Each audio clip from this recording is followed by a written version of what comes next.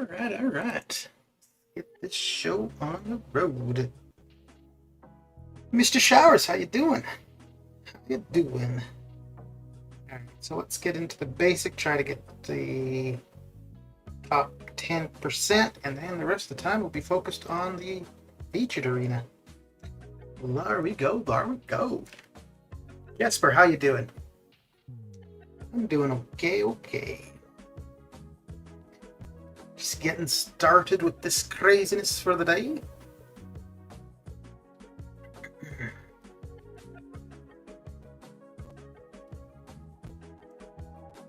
Oh dear. Getting started already, getting beaten up. Although I guess maybe that's not surprising, right?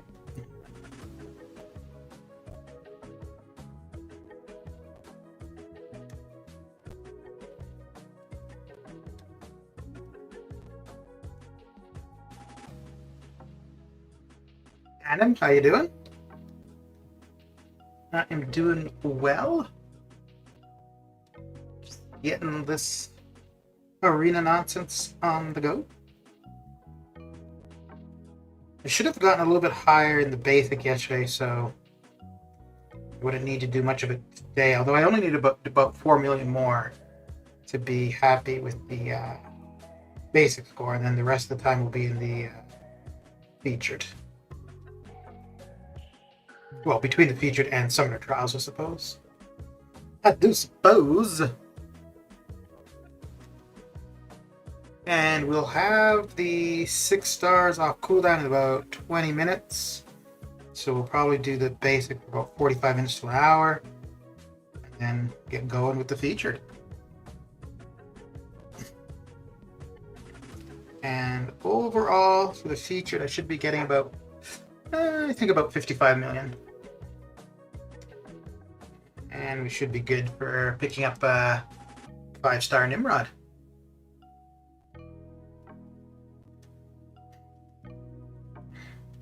Yeah, I think I got my prediction at 48. And I'll probably put up between 50 and 55. But I do think 48 should be... no, probably a little bit more than 48 to be totally safe. I should be talking it here, but I remember when you were there in Mike's stream, chat was talking about something, but anyways, what's this arena grinding is going? Okay. Mike who?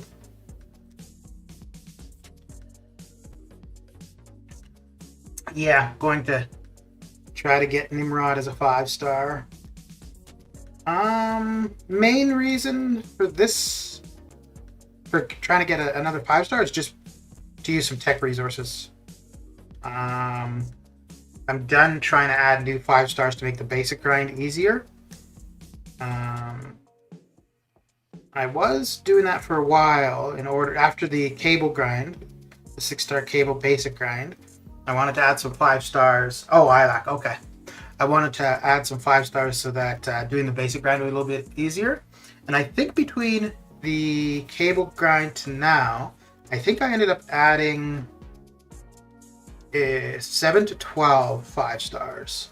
A few were from, one was Punisher, and from Battle Chips.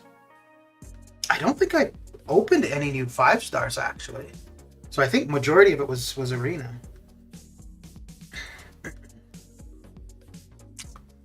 I got 6-star Colossus from the Marauder Cavs. Nice. Very good. Very good indeed. Yeah, Colossus is a nice 6-star to have for sure. I think I have an R4 as a 5-star. I don't use him for anything, but I don't know if I would use him as a 6-star, but still a good champion. It's one of the few triple immune champions. How's the result of Odin 1 for you?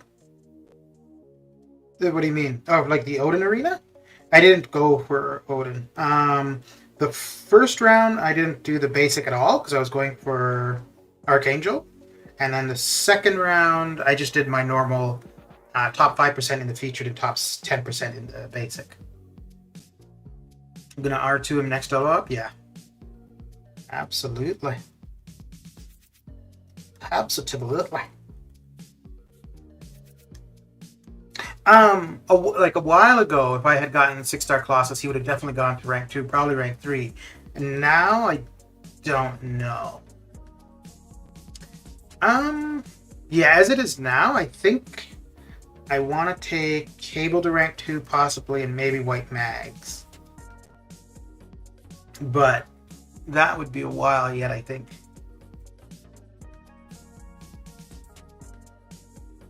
I might do a rank 2 skill or mystic for defense. And other than that, the only big rank up that I think I'm going to do is probably Omega Red to rank 3. And I'll probably do it before I get him duped. And I will get him duped from the arena, which will be the middle of next month. I'm going to go round 1. If I miss him round 1, I'll go round 2. So I know I'm going to get him between 2 of those. I think I should be able to get him round 1, though, because I'm planning to put up 60 million. I don't think he's going to go for 60. I think he's going to go a hell of a lot. I think 38 to 45 actually would be safe. But yeah, I'm going to definitely put up more than need be. Definitely. Mr. Manfalcon, how you doing?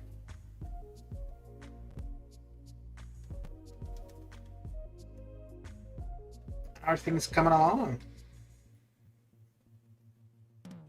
Just finished work and you were streaming? Sorry. Well, I guess the finishing work part is exciting, right?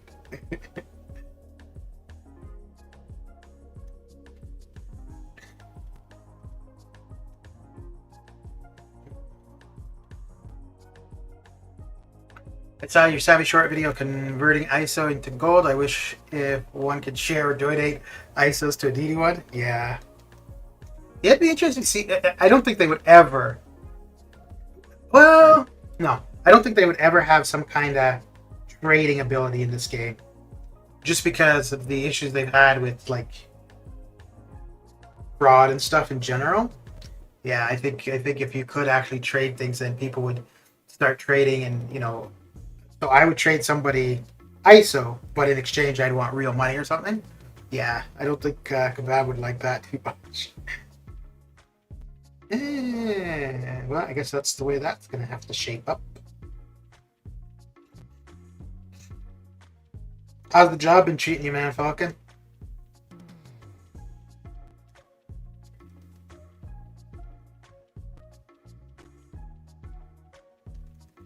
And have your guys' restrictions eased at all, or is it still pretty much a lockdown still?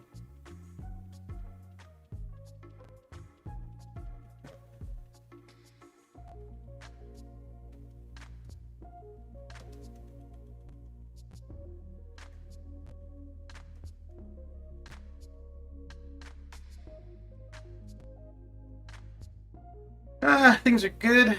Enjoying my horrible job. I knew it would suck, and it is not disappointed. It's actually not too bad.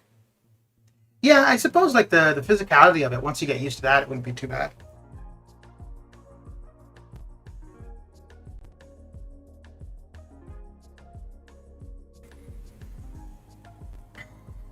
And it's something to do. Get you out and about, somewhat, kinda.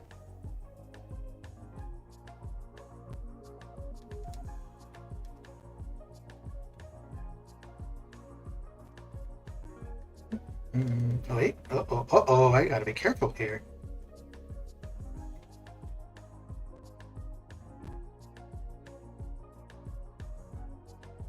Oh my lord, I'm over here just sneezing like a mofo.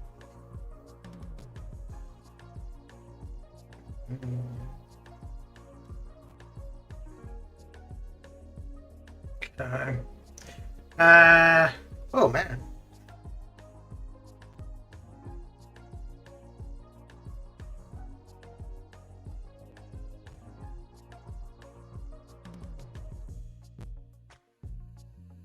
Okay, I'll be right back.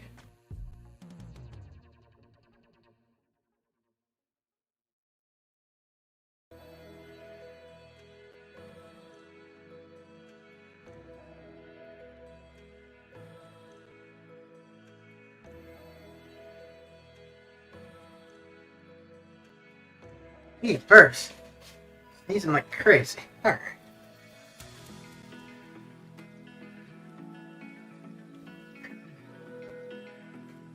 I think I'm gonna keep sneezing too. Oh boy. I guess I thought of it. Probably just like ISO market, they can have a black market with friendless or alliance members only or something like that. It means a regular price and no money. Yeah. I mean, it'd be interesting if they had something like in World of Warcraft where you had an auction house. I mean, I think for a game like this, that would be a lot extra to add. But where you could like, yeah, put ISO or other resources up and have somebody purchase them through either. Well, probably gold would be the best way. But gold or units.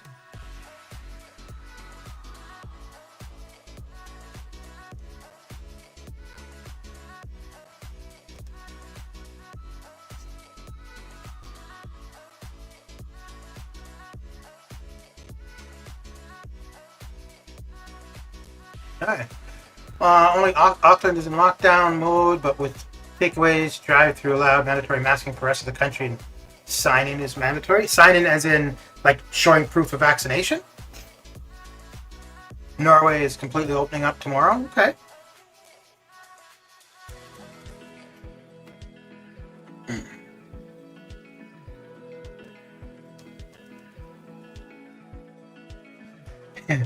Yeah, we tried, like, not all of Canada, but where I am in Canada, we opened up completely in beginning of July, and now we're in. Well, I guess we're not really in a lockdown, but yeah, no, we're not in a lockdown. But now the way it is, pretty much to participate in society, you just need to have proof of vaccination. So, what did you guys think of the post from Kabam yesterday in regards to the game issues?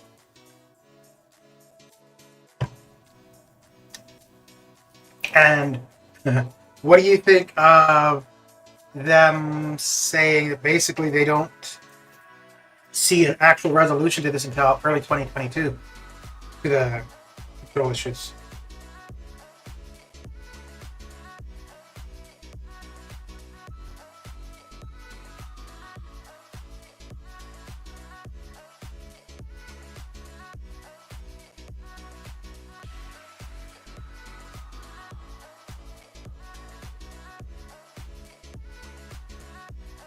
Okay. And yeah, I think that's all we'll do.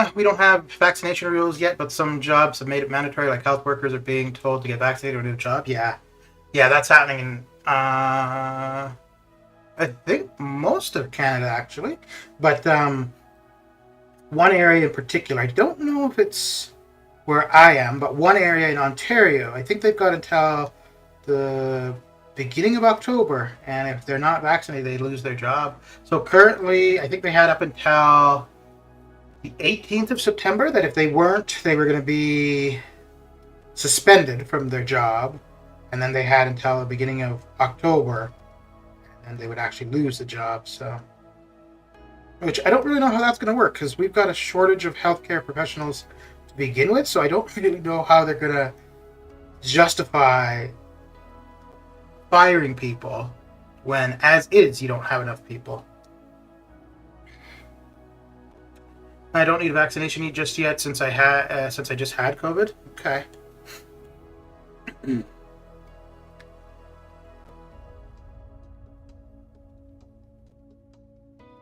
Ooh, 6 stars are coming off cool, dude.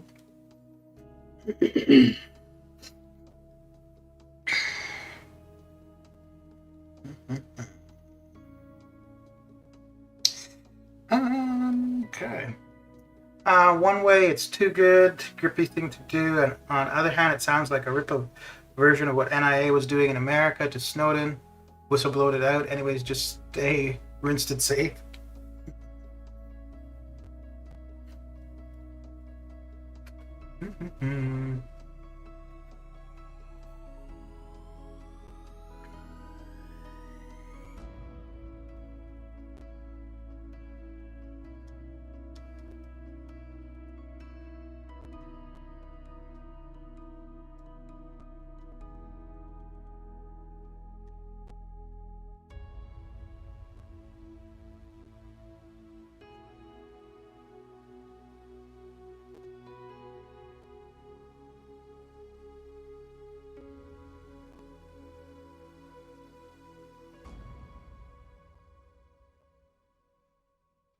Parasite, how you doing? How's your day coming along? Oh, come on. All right.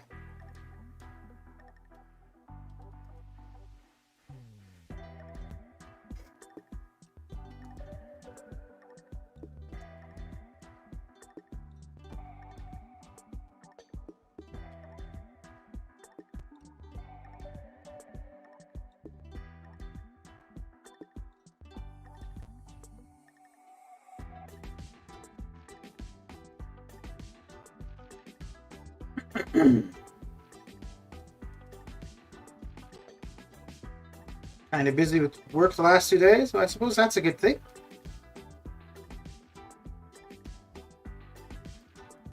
You didn't even log into the game? Uh-oh.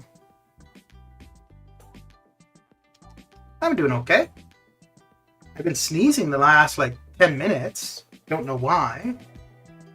Well, I haven't lost a fight yet, so maybe I'm allergic to not losing arena matches or arena fights.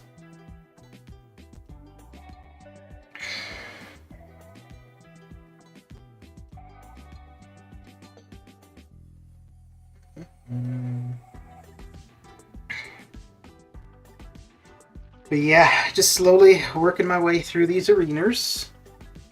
Trying to get the 8 million for the basic and then use the rest of the time at the 5 stars in the featured and hopefully get a new 5-star Nimrod.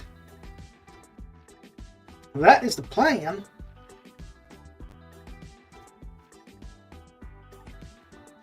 Allergic to the climate might be. It's funny though, because all morning it was fine, and then started streaming, it was okay, and then about 7 minutes into streaming, I just started sneezing out of nowhere.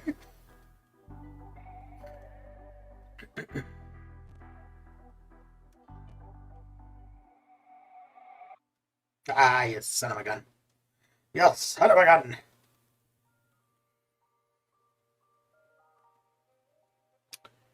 I'm 3 chapters away from being uncollected, but I am so out of revives and low in units. Hope I can be uncollected this month.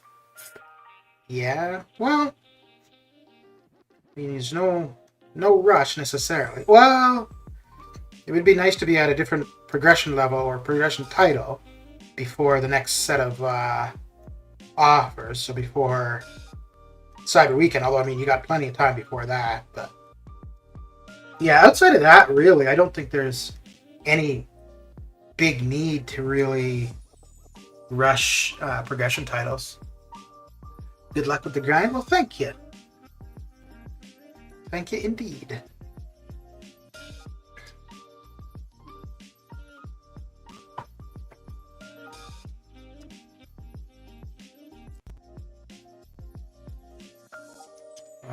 Come on now. Let's go. Let's go. Let's go. Well, bless you numerous times. Well done on night dying while sneezing. Oh, not dying. Yeah.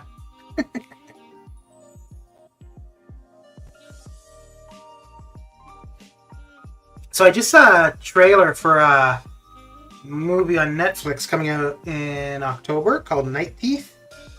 I don't know. Maybe have a look, but I'd seen the trailer like pop up on YouTube. I hadn't actually watched it. I figured it was about like vampires, and then just watched the trailer, and yeah, it's about vampires.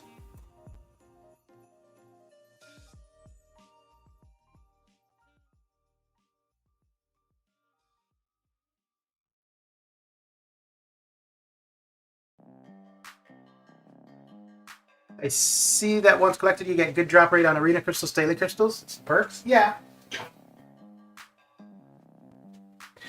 Yeah, that's true. So I mean, for the arena crystals though, it doesn't matter because you could just hold on to your battle chips, right? Like you don't need to open those until you're ready to. So, but as far as the daily crystals, you could look at it like you're missing out on those. But even so, like the daily crystals isn't really a reason to rush the progression titles,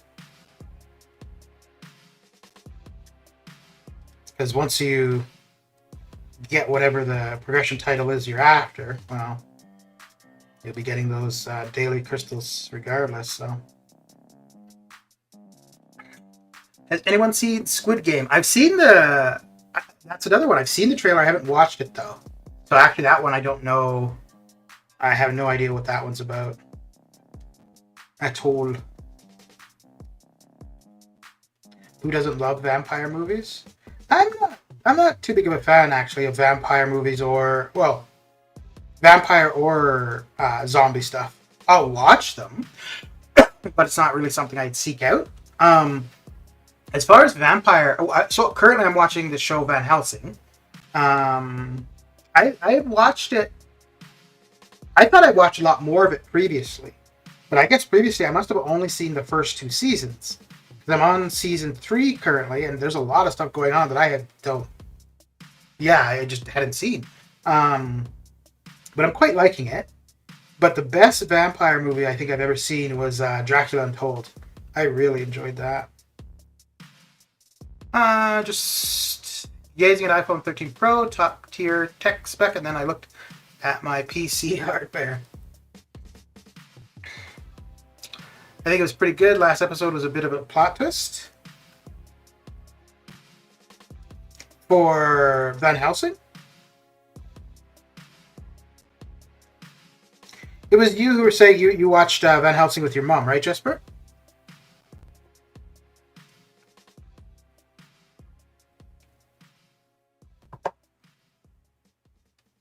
You were watching Cobra Kai this week? That's not the new season yet, is it?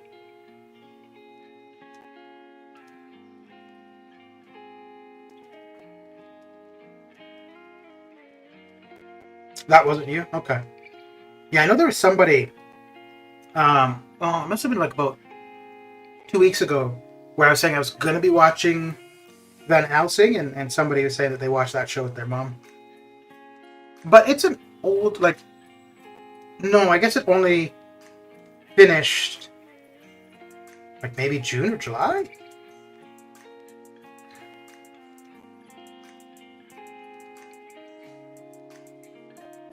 I don't even know what the Squid Game thing, or Squid Game is about. And it's funny, that Night Teeth one, when I had seen the trailer pop up on YouTube, maybe just because of the thumbnail, it just didn't look interesting. And then, so the thing I think is interesting about it, it looks like you got 2 vampires that are befriending a human, not turning them. So that kind of interests me.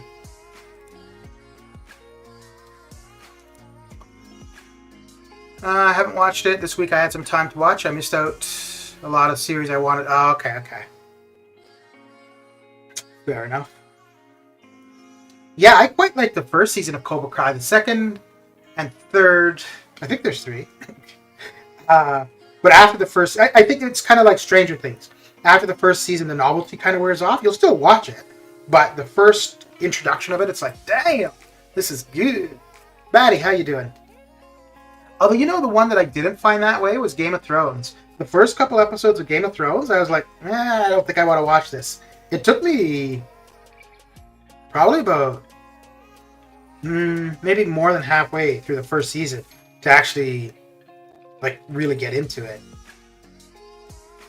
But I think maybe for that one they were betting on the popularity of the books, like catching people's attention, where I wasn't familiar with the books at all when I started watching the TV show.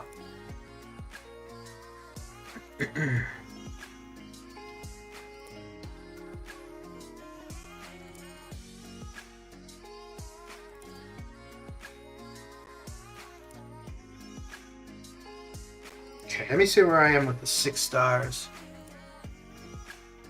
That spice was missing in the second and third season. Yeah. Has anybody seen that new Netflix series? I think it's called The Game. The Game on Netflix.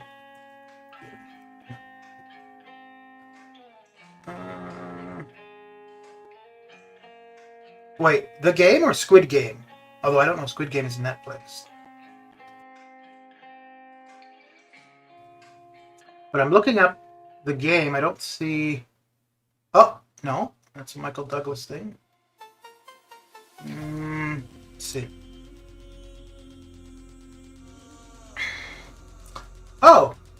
No. So yeah, the only things I see are a Michael Douglas thing from 1997 or Squid Game. Right, let me look it up on... Oh, is it Squid Game? Okay, okay.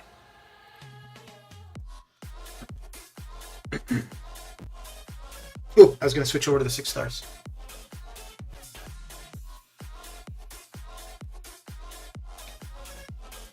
So what's it about, Jesper?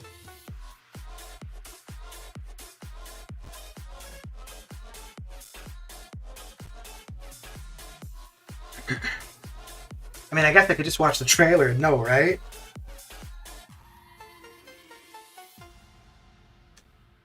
I wouldn't want to do something crazy like that. That seems so logical.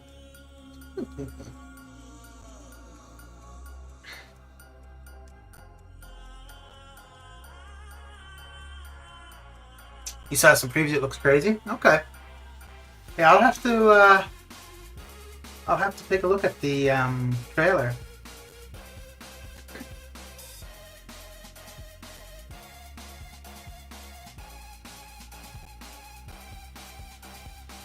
Definitely gonna need... Well, ladies, yeah, no, gentlemen. I'll be done.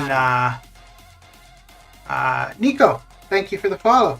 I'll be done Van Helsing before the Omega Red grind, but I'm gonna need a show to watch while doing that grind for sure.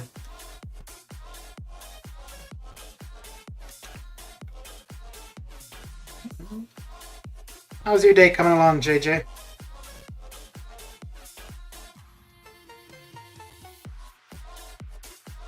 It's having 8.3 rating. Okay. It's going well. Very good. What are you up to? What you got going, Dan?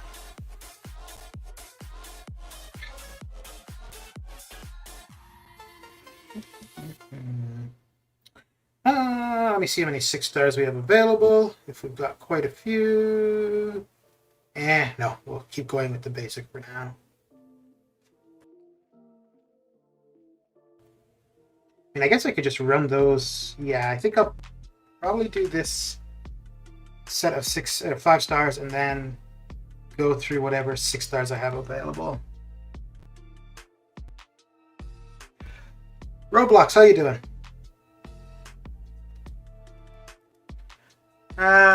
Just struggling with catalysts I need. T4CC?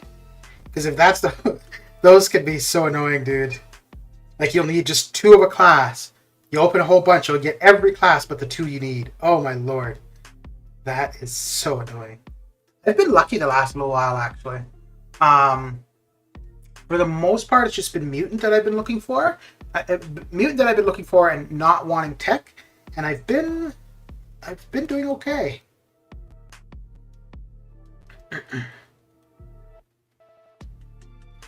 What was it? There was one a while ago. Might have been Science or Mutant where I needed that, and I just got... I think I opened like 25, and I didn't see a single one of what I wanted.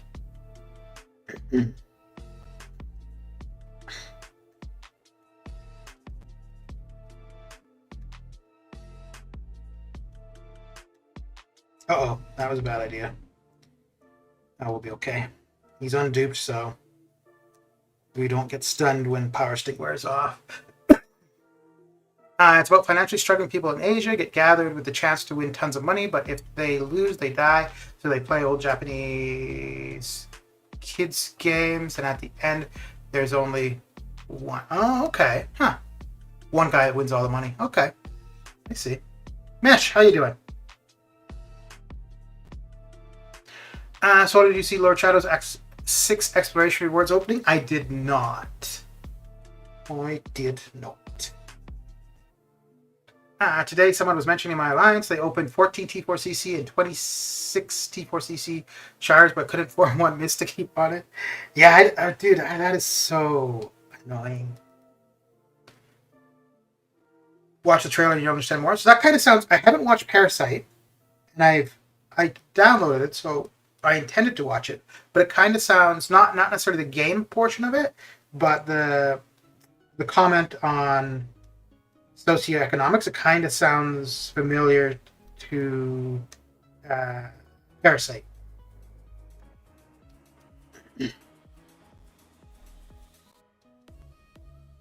Mm-mm.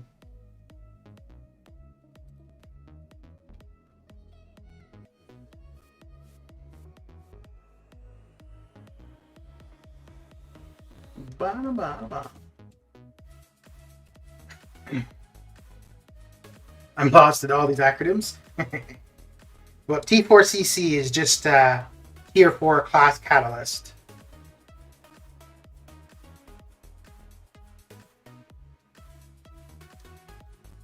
Yeah, there are a bunch of acronyms in this game. And there's a bunch... The thing that's crazy is there are acronyms for the characters in the game, and then a couple of them, like SS, can be used to refer to like a ton of different champions.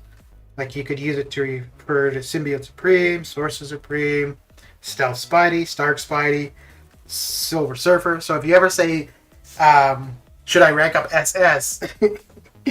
Yeah, you need to be a bit more specific when it comes to using that acronym.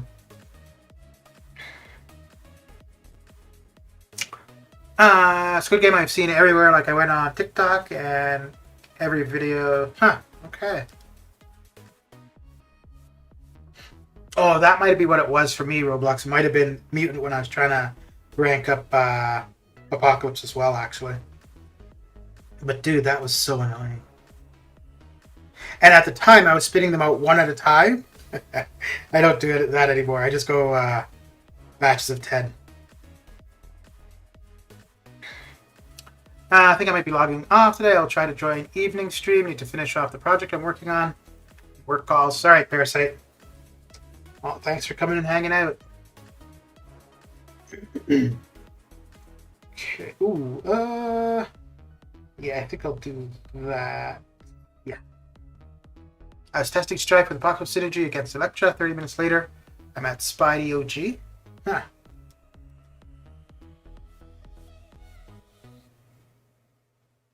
Yeah, I haven't even read the abilities for Strife.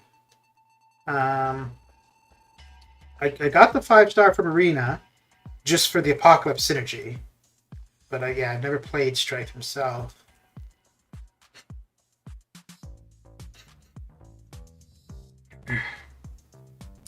Good luck with the grind and good day to everyone. Well, thank you. Thank you very much.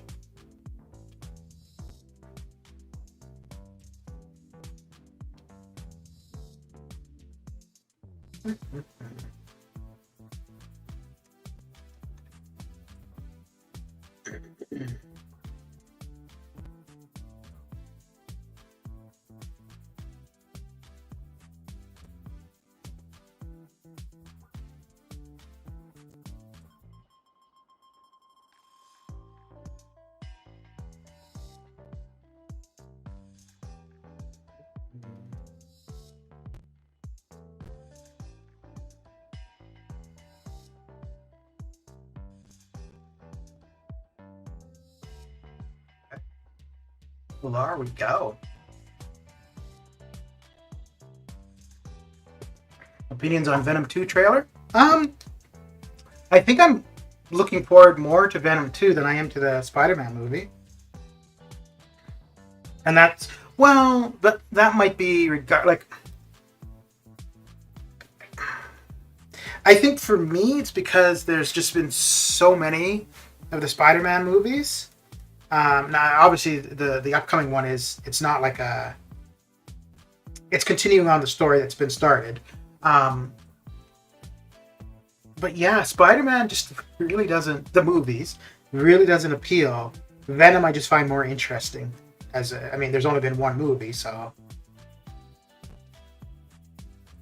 But the trailer, yeah, neither of the trailers really has me enthused. The only trailer that's really, and I think it's probably one of the first ones in a long time, where just because of the trailer, I'm like really looking forward to the movie, is Dune. And I don't know what it is, because like, yeah, I really don't know what it is. I knew of the title, and not too long ago I watched the 1984 movie, but this is all because of the upcoming Dune movie. But yeah, for the Venom trailer, no, the Venom trailer looked cool though. Looked interesting.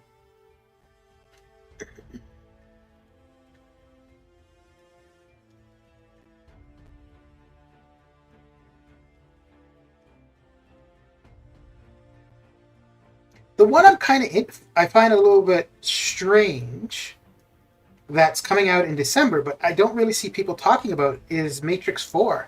And I don't know if part of it is that it would be people closer to my age that would be more familiar with that, maybe. Whereas the people on social media are probably younger people who might not be that familiar with the Matrix. But I would think even so, like, regardless if you were around when it first came out, it could be watched at any point. So, but yeah, I haven't really seen too much hype about that. I just start laughing when I throw Strice SP2. Yeah, the first time I saw his SP2, I cracked up because it seemed like so much. Like he does a whole bunch of stuff and then throws off that lightning. Matrix is a classic, love it. Yeah, just weird. I just find it odd that there's been. I don't know. Maybe there hasn't. I just missed it, but just doesn't seem to have been much hype about it.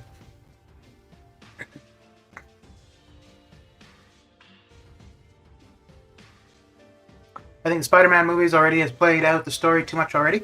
Yeah, but the current Spider-Man movies are taking a different path than all of the other iterations of them, right?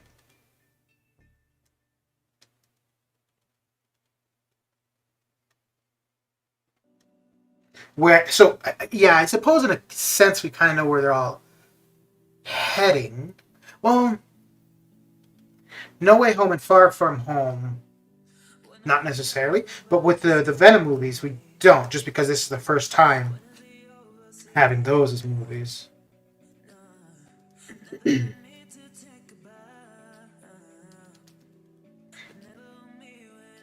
Speaking about Parasite, watch Parasite the anime, so underrated. Huh. And with 3 different actors, the story is a little hard to follow.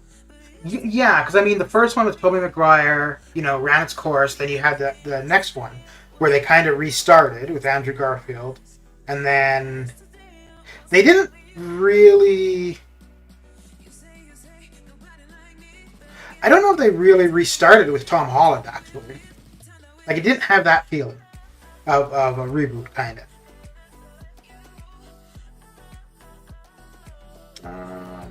Yeah.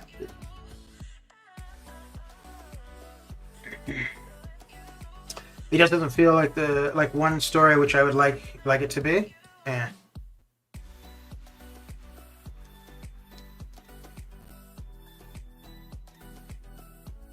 I think I'm going to be disappointed in the Dune movie though, because I'm looking forward to it too much. I think,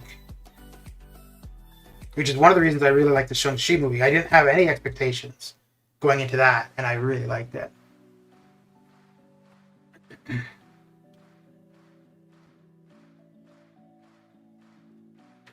think it would be better with one actor? Yeah, but the thing is, they rebooted it at least twice, right?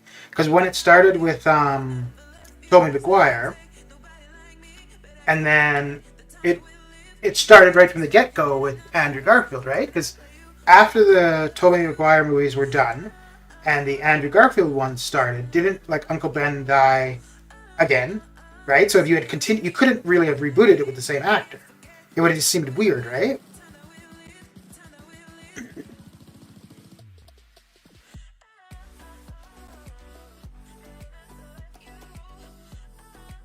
Yeah, Shang-Chi was great, yeah. Tom Holland, definitely Spider-Man is the best. Yeah, I don't know if... He seems the most like a high school student, right? And that's who Peter Parker is, right? So he seems the most like Peter Parker.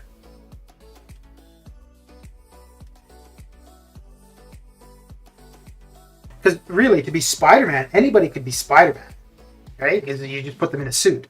But it's kind of like Batman. For somebody to be a good Batman, they need to be a good Bruce Wayne. Because again, anybody can be put in a suit and speak in a deep voice.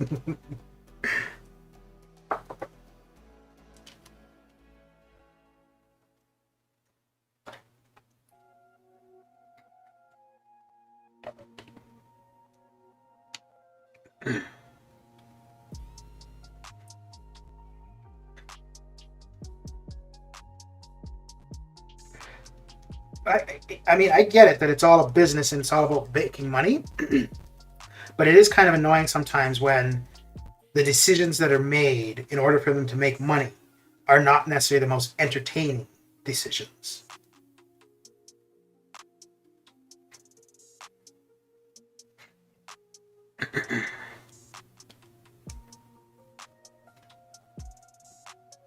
Are any of you guys going for 5-star Nimrod? Whether it be first or second round.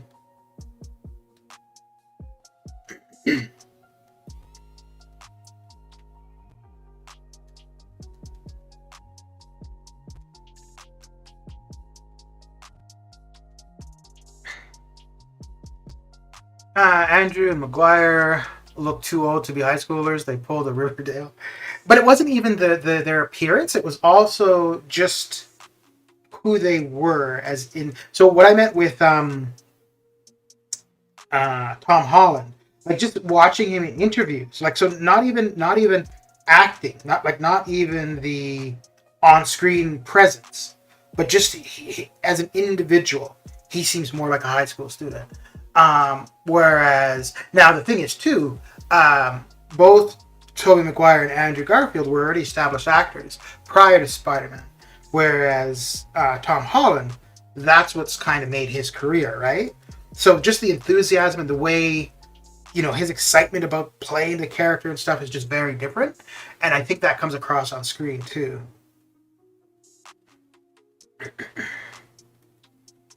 It's actually one of the... So to me, Michael Keaton is always Batman because as far as watching like Batman TV shows or movies, he was the first one that I ever saw play Batman. So to me, that will always be Batman. Whereas for Spider-Man, it's the opposite. That the most recent Spider-Man seems like Spider-Man to me.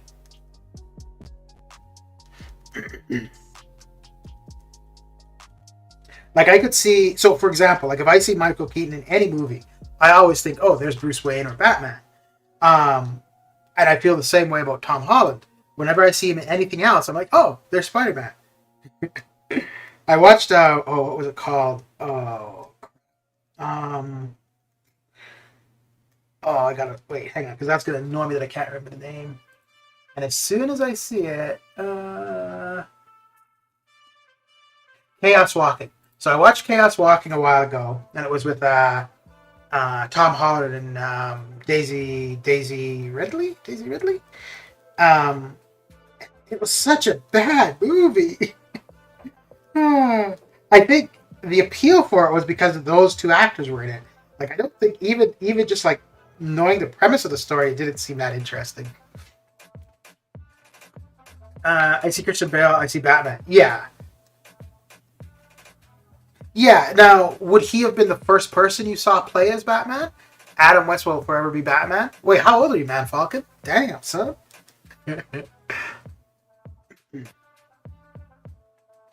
Yeah, so I'm actually the same way with Christopher Reeves and Superman too, though. Like, yeah. Although that one, I could see. Yeah, no, it's more the Michael Keaton for Batman that's the real one for me. Like anybody else, it's just a fake. I'm a 46%. Okay, well, you're not that much older than me then.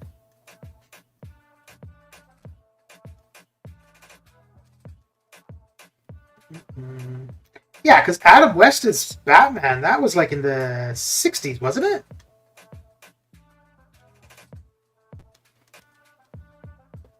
Yeah, I guess though, if you were a kid watching reruns of it.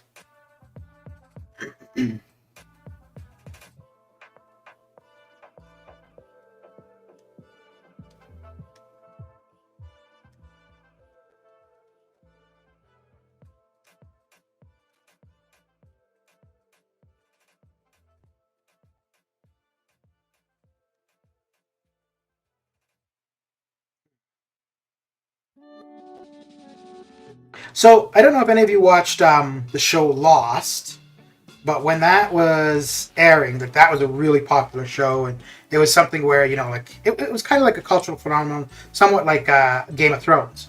The only thing with Game of Thrones was more; it was a little bit more genre specific. So if you didn't like the fantasy genre or that kind of thing, it might not have been your thing. Um, but those are the only two. Like I know there's other shows like uh, The Walking Dead, Breaking Bad, Friends that have had like a really big following. But I feel that Game of Thrones and Lost are two shows that kind of really transcend culture. Like pretty much anywhere you go where people watch TV, you could bring up those TV shows when they were airing, and people would know what you're talking about, and they'd be up to date. I, like maybe the closest currently we might be The Walking Dead, but because of it being the zombie genre, there would be people turned off. But I can't think of any show that I could think of coming up anytime soon that would be like. Actually, you know what? Breaking Bad might be something else that could be included in that because that was a pretty popular show all over as well.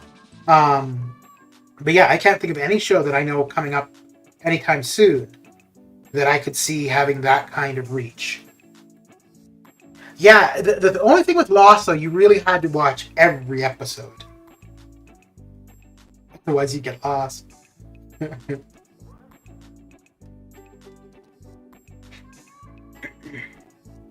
I walk into a nursing home? How old are you, Mitch? Rick and Morty? Maybe. I've never watched that. I know what it is. I don't know, though, because that's something that I think is more.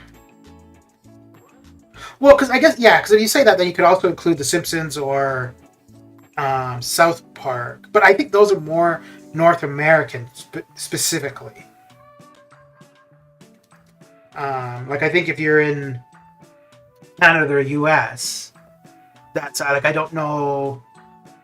For example, like Lost or Game of Thrones, being in Asia or in Africa, I'd come across like just meeting random people, sitting around just having a talk about whatever, right? And you start talking about TV shows, like they would talk about shows from South Africa or from Asia, but Lost or Game of Thrones would always come up. You're 19, okay. It's probably almost bedtime for you then.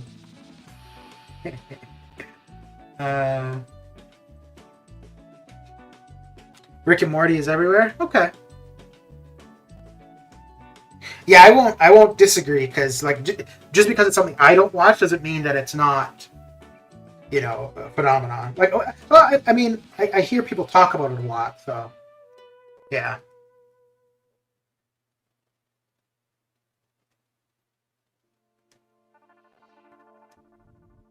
But I was kind of late to the game for Breaking Bad. I started watching it when it was airing, and then I think like a season ended and I just didn't keep up with it. So then I rewatched it from start to finish, and I thought it was okay, but I didn't think it was as big a deal as people made it out to be. My brother really liked it, but I really liked Sopranos and I really liked House. And I think, oh yeah, Lost, I didn't start watching that until a fair bit after it was over. I don't think I even watched it when it was initially airing. No, I didn't. Yeah, I only got into Lost after the fact. Which I think I preferred, though, because I didn't have to wait for new episodes to air, because I had downloaded it, had it all, so I just watched it over like a month or so. And I think I would have had a much harder time keeping up with it if I was only being able to watch it like an episode per week.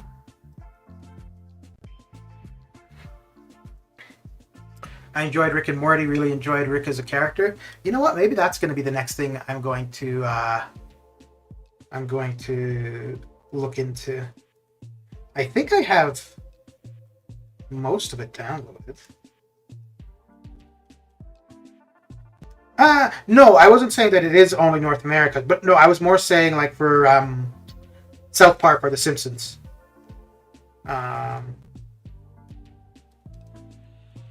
yeah, Rick and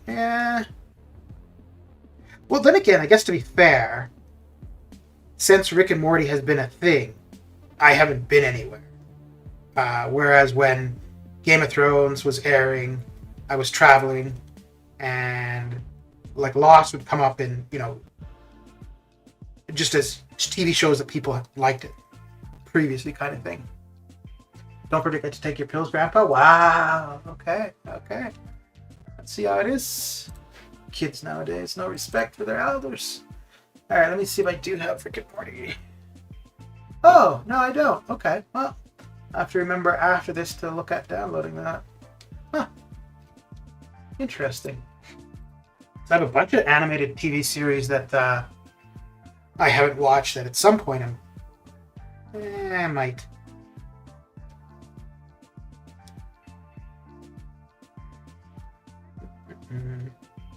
I don't know how I came across this or why I watched it, but there's this Russian cartoon called Masha and the Bear, and well, I think part of it was when I first was getting familiar with YouTube. Like I was watching all kinds of stuff on YouTube, and that was one thing that I came across, so I ended up watching a ton of that. And the other thing that I was watching well, this one wasn't so much for entertainment, it was more just disbelief. When I first started getting onto YouTube, I was watching a bunch of stuff about flat earthers or flat earth theory. Because initially, so I've only actually been using YouTube for about 5 years. Where I used to live, like the internet was just so bad you couldn't watch YouTube. And so I'd always heard of flat earthers. I always thought it was just a joke. And then I started when I got onto YouTube and I started watching like flat earth stuff on YouTube, and I realized that people weren't joking, they were serious. I just thought that was the craziest thing.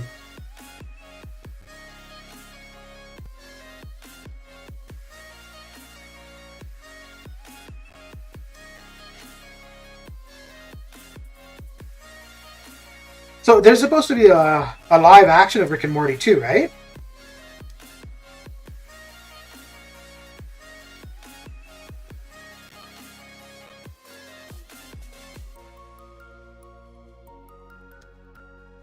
Ooh, okay, I could push it. Ooh, okay. Now I was getting close for a second there. It was getting dangerous.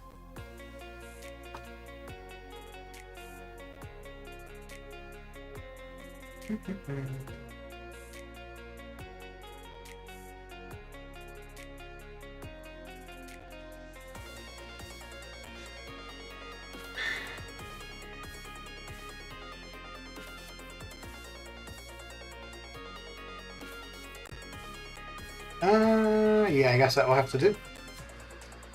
Oh, that will have to do.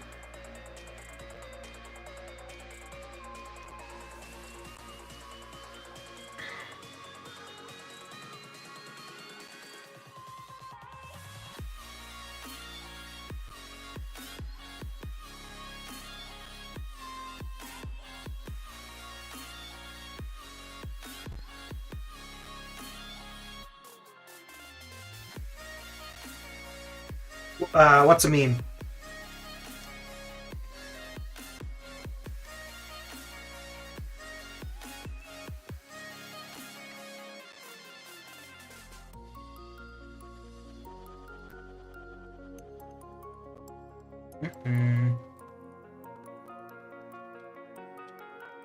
So I just saw earlier that I don't know if any of you have seen or heard of the TV show called The Orville. But that had two seasons, and then it's just stopped. But season 3 is supposed to start up in March, I think, which I'm looking forward to. I quite like that. Oh, the Rick and Morty live action. No, I don't think it was. I think it was like they've actually done the casting for it and whatnot. And I think Christopher Lloyd is supposed to play the Doctor. I think that's Rick, right? No. Yeah, I have no idea which one's which.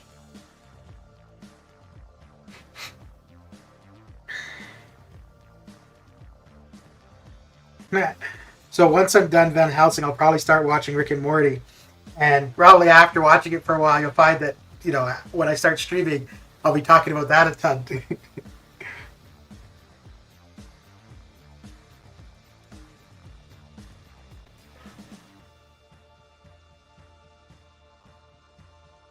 It's going to suck? Just because it will be too hyped up?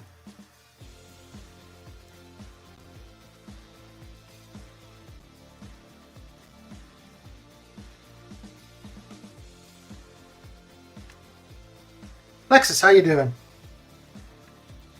How's your Friday coming along? You were streaming earlier, weren't you? Or am I thinking from yesterday? I know I saw you on Twitch at some point in the last little bit.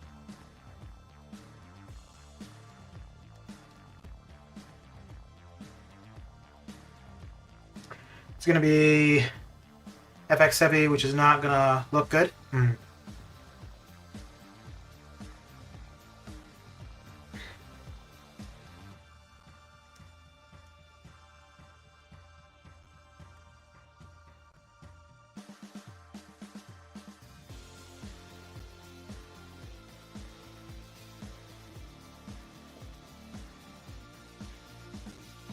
Yeah, the first time I saw that special, I was like, what the hell is this nonsense? Was streaming yesterday. Okay. Pulled 6-star kitty yesterday off stream. Damn, nice, dude. Very good.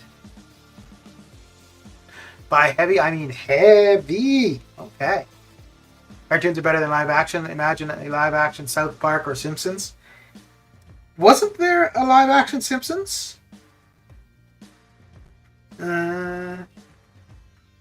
No, never mind. I don't think it was an actual movie. I think it was more like this is what they would look like if they were real or something like that.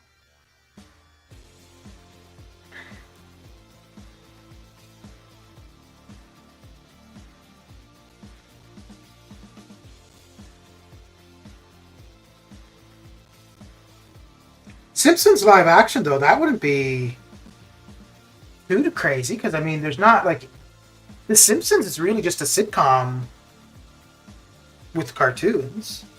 Justin, how you doing? Feels like a fun champ to play? Yeah, it looks like she would be a fair bit of fun, actually. Fair bit of fun, and seems like she's pretty OP. I think it's really funny that they implemented something to war to prevent using of certain champions. They introduce a champion that can take advantage of that, and now they've removed the roadblock. It's like they don't know what they're doing. Actually, no, it's not that they don't know what they're doing. It seems like they have very bad foresight into something that they have complete control over.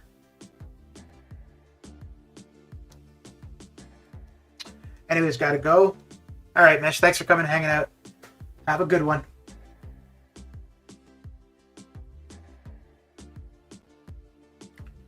By the way, how to use Angela in incursions, have her duped in Odin. Are you running suicides or no? So you can leave Odin on the team the whole time. And then they've got a synergy that as every fight that you win, her buffs become more potent. You don't have suicide? Okay, yeah. So every fight that you win, the buffs become more potent. So you could leave Odin on the team for that if you want. Otherwise, what you would do, if you just want to apply the pre-fights, what you would do is you'd go into the first fight, you'd apply the pre-fights with Odin, then you finish the first room, and then you can remove Odin from the team. You can replace him with somebody else if you want. And those pre-fights would stay. Alternatively, if you leave Odin on the team, after each fight, your buffs become more potent, which over time that could be really crazy. Each fight she faces 5%. There you go. Yeah.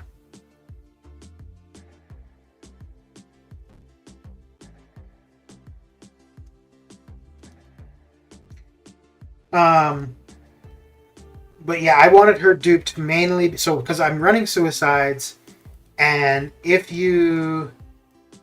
her sig is high enough,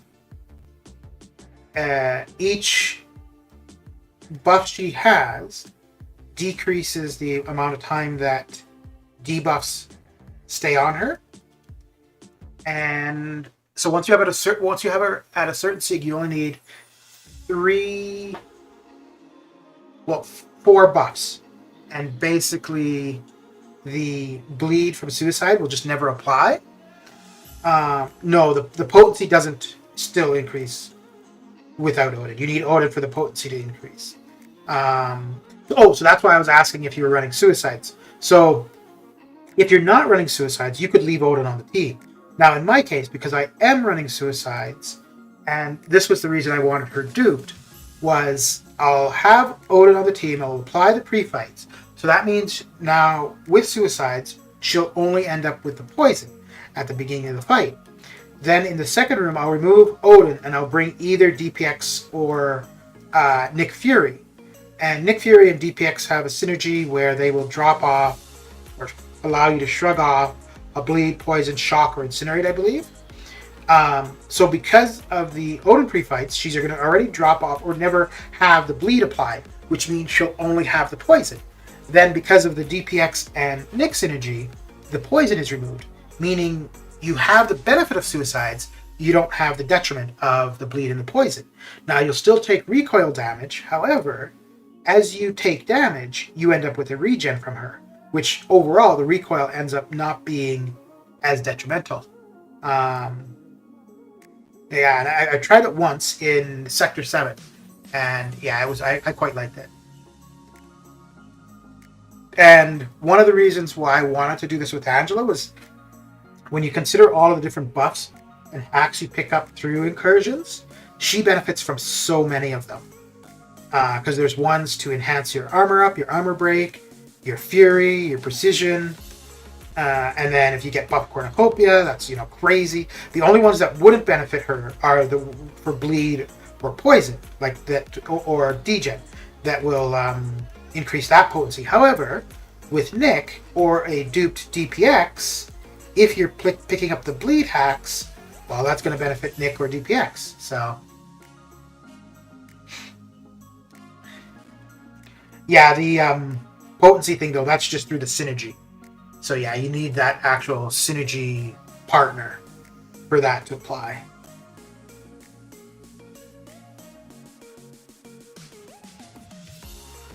But like I've only run her through Sector 7. I used her for all 10 rooms. And I don't think I was ever below 80% health. So you could run her with Odin the entire time.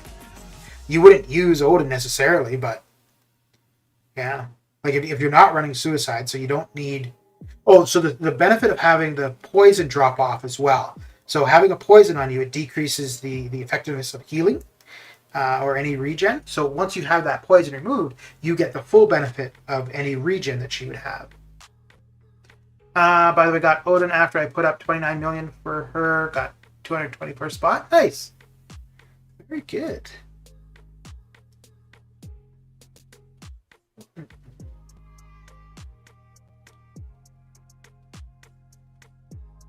But yeah, I think I'm going to use her whenever I run Sector 7. I do want to try her for Sector 8 at some point too, but more so for Sector 7, and then I'll save a couple R3s for Sector 8 in particular.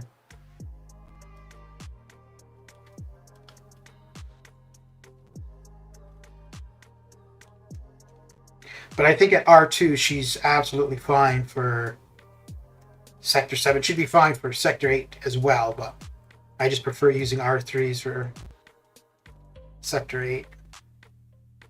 I do use a couple of R2s now and then in Sector 8, but usually it's Corvus or Aegon. And I've used some She a couple times. Have you tried Kitty? She's insane. No, I don't have her as a 5 or a 6-star. I was thinking to go for her as a 5-star. I think I had just finished... Had I just done it, right? No, yeah, because I wanted to get Angela, so that's why I didn't go for her. I was thinking to go for her second round as the 5-star, and then I saw that Archangel was going to be in the next arena, so that's when I decided not to go for Kitty. I might go for her when she's in the basic, though. In the basic arena. It's a ways off, but... I'm going to open some featured crystals when they reset. I think that's just a little bit over a week now, or just about... Yeah, just over a week now. Depending on who's in there. So I'm gonna end up being able to open 10. But the only ones in there that are new that I would want would be Hercules and Penny Parker. And if we don't see any existing characters as 6-stars in there, like Nick, Omega Red, Ghost, then I don't think I'll open many. I might only do 5, but if we see like Nick or Omega Red, less so Omega Red, because I think I should be able to get him from Arena, then I might open all 10. And then start saving again for the next featured. Will Shang-Chi's precision be better with Odin?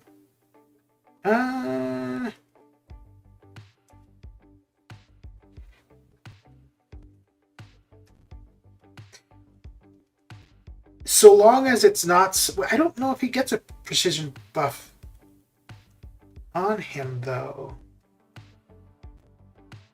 I'm just thinking, I don't think he does. I know he's got a high crit rate. And he can crit through blocks if awakened.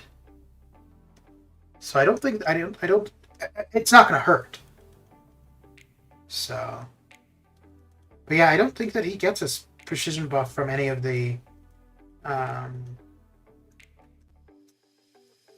combos. No, he doesn't. So yeah, well, that's the thing with Odin, though. Like, his pre-fights will benefit everybody. The only thing is, I think Odin's aptitude pre-fight would be a hindrance for CGR. That would be the only thing. Because if you apply that pre-fight, then that's automatically on CGR. So if you throw a heavy, it doesn't... You've already triggered the precision. So then using a heavy doesn't replace it.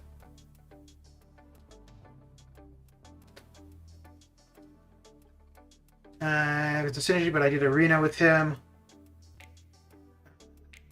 OG Spidey and Iron Fist, so maybe it's a synergy. Yeah, it might be. Well, Iron Fist gives him four charges, so you don't have to build 4. And then Spidey just allows him to ignore armor and resistances. Let me see.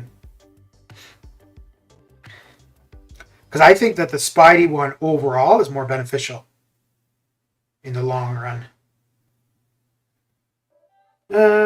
So the one with Iron Fist, start the fight with 4 chi charges.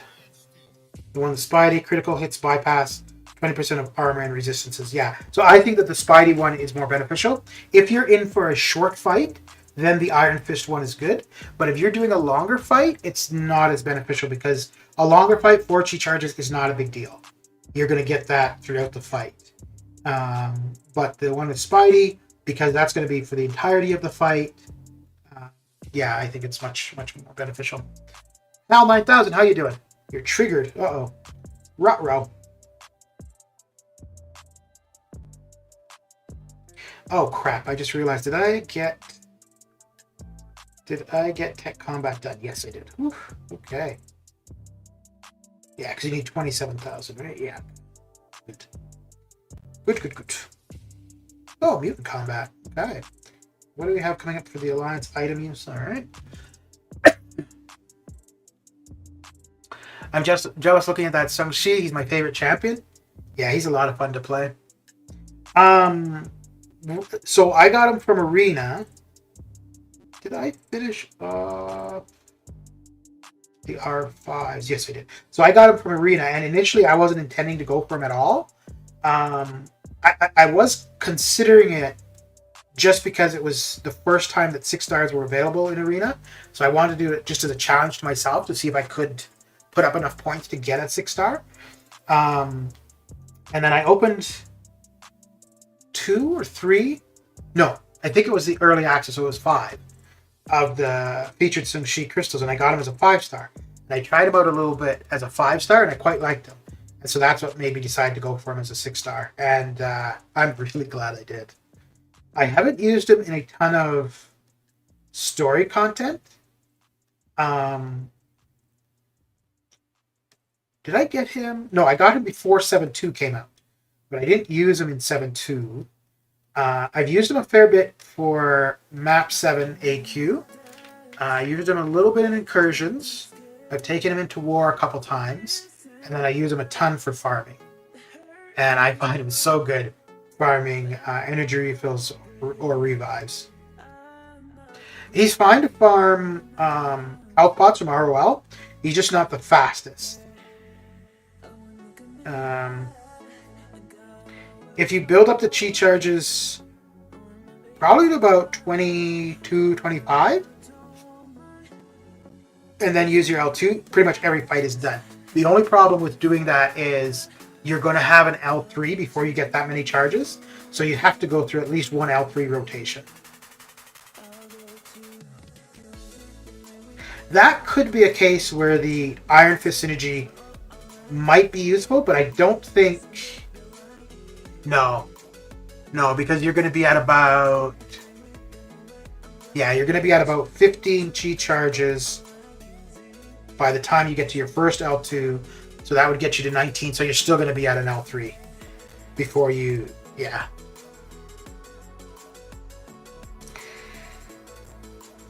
The next few basic arenas look a bit meh. Omega was an option, but hitting instead might go for Mr. Fantastic next. Okay. Mr. Fantastic's not bad. He's a good champion on his own, but also some of his synergies are quite nice.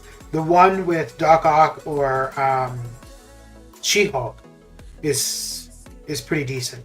You inflict any debuff to your opponent, and then they end up with a power sting effect. Indefinite power sting, so that's kind of nice.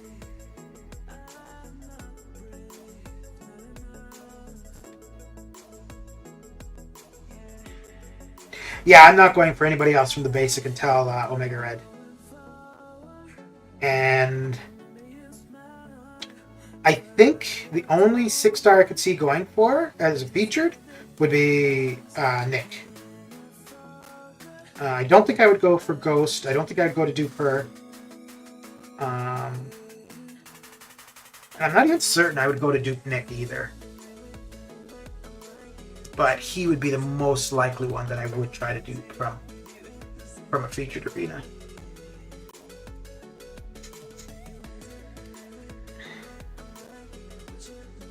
there definitely aren't going to be any new champions that would have me do a featured grind.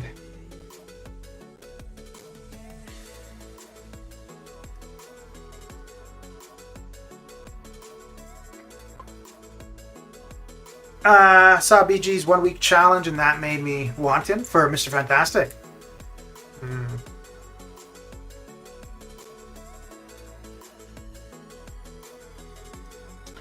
As we're talking about Mr. Fantastic, why he has highest prestige, I guess, class-wise.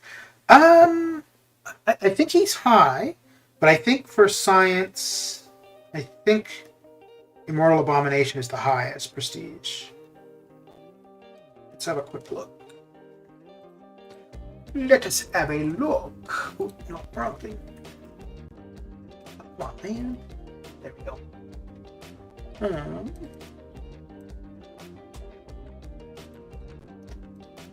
Okay.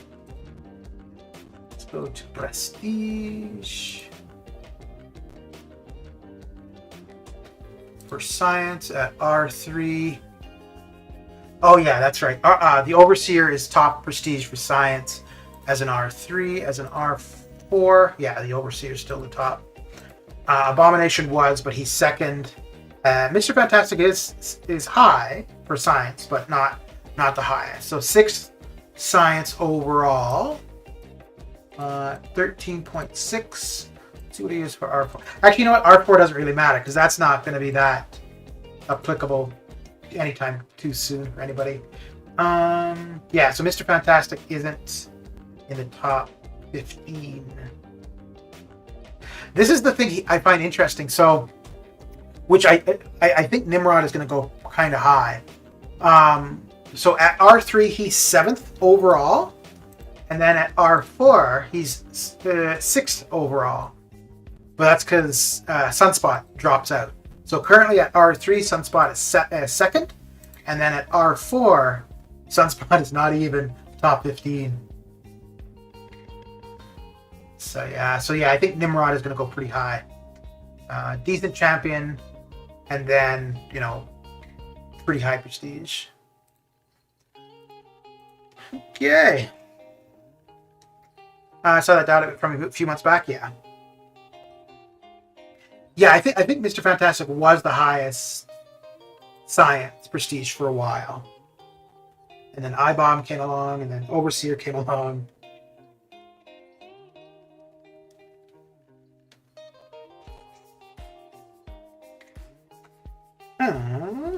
Okay. Ooh, yeah, let's do that.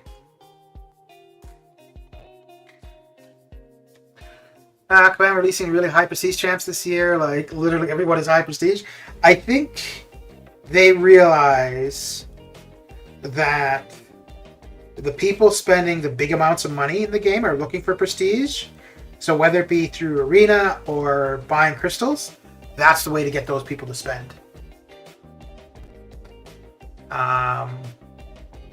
Yeah.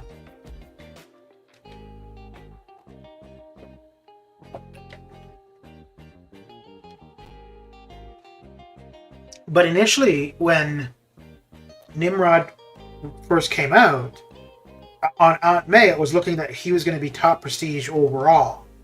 But that info was wrong on Aunt May. But that would have sucked for people that had gone for Odin. Or not for Odin, for Hercules.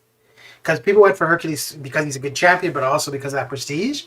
So if Nimrod had been first overall, that would have bumped Hercules out of the top 5.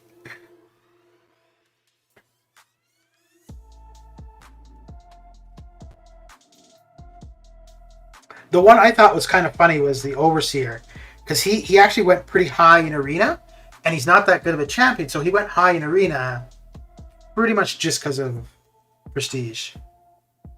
Nimrod of the Nimrod. Well, he's smart enough to beat the mutants, so hey.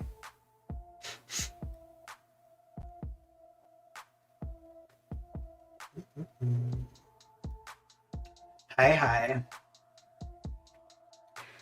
Oh, well, I guess I'm going to be fighting a Cosmic.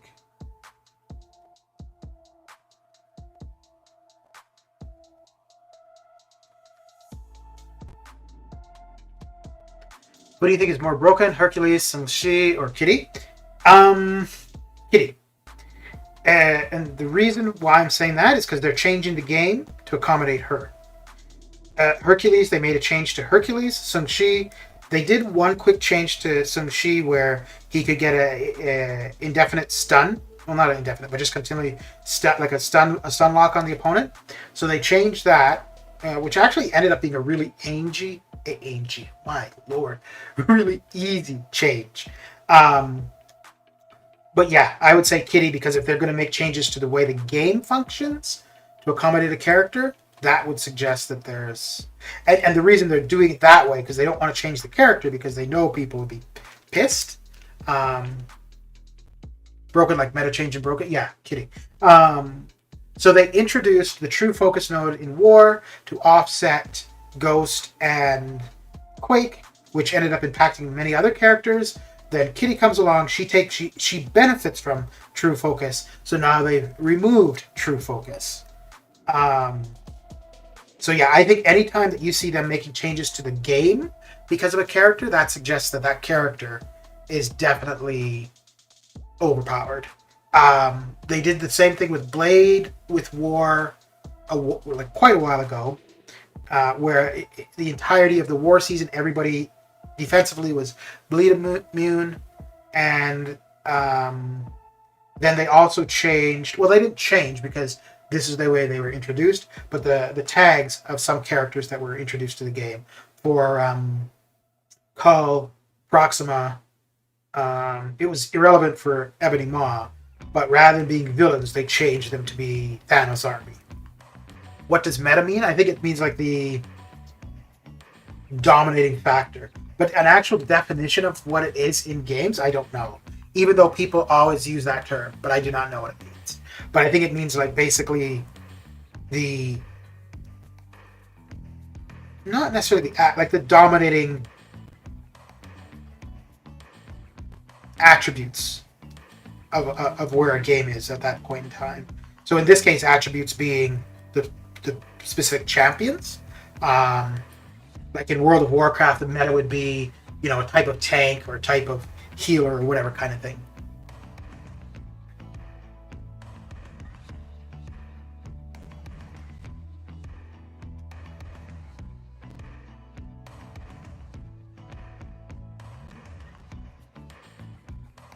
But yeah, anytime that you change a champion to bring them in line with the game, I think, okay, fair enough. Like, that's an easy adjustment. But when you start changing the game to bring it in line with characters, there's something definitely wrong. It could be wrong in a good way or a bad way, but wrong with that character. So with Kitty, we could end up seeing changes to her or the game. I don't think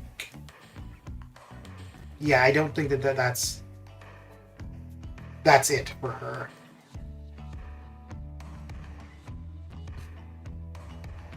Even apart from prestige perspective, other thing is game has to release, let player have 6-star R4s, 5s. So maybe they have to release better opponent champions which will join players' rosters later anyway.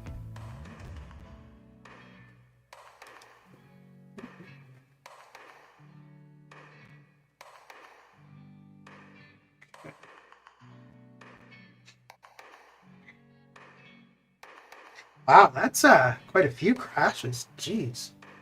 I think that's well, no, I guess that's about where it's normally. One every half hour. Yeah, okay.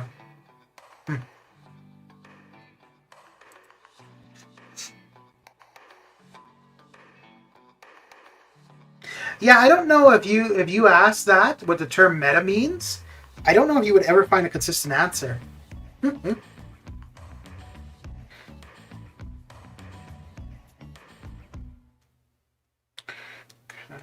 Oh, we don't have many more 6-stars to get through. Nice. Okay, that will do. That will suffice.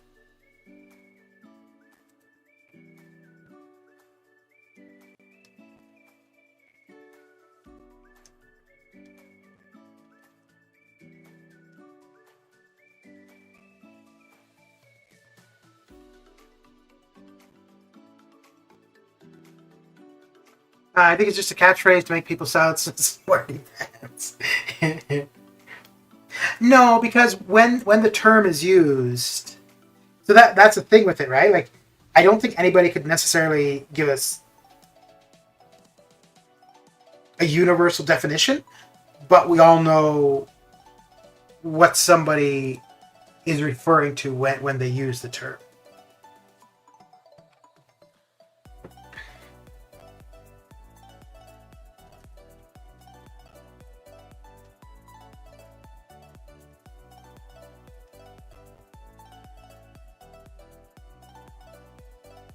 Oh boy. I look up for a second, and then I come back and getting beat up.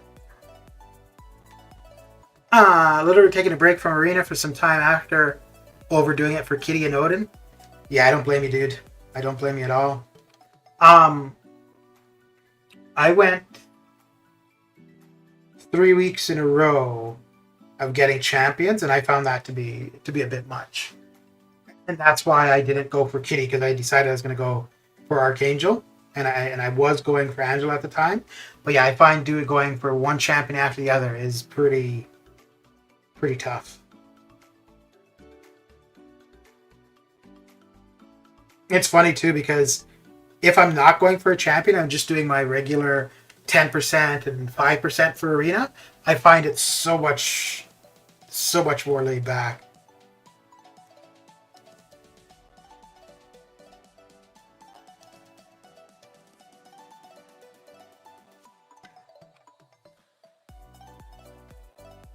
I think if you only do the featured arena, it's not too bad for going for a champion. But when you try to go get champions from the basic arena, I find it really draining.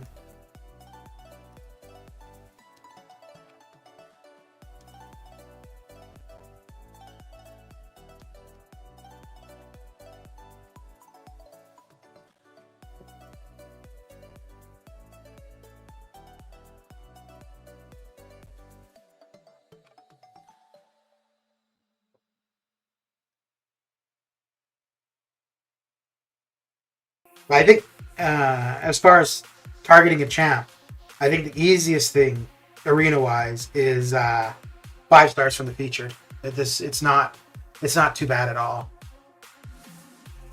Now the scores might end up creeping up over time, but where it is currently, it's really not bad.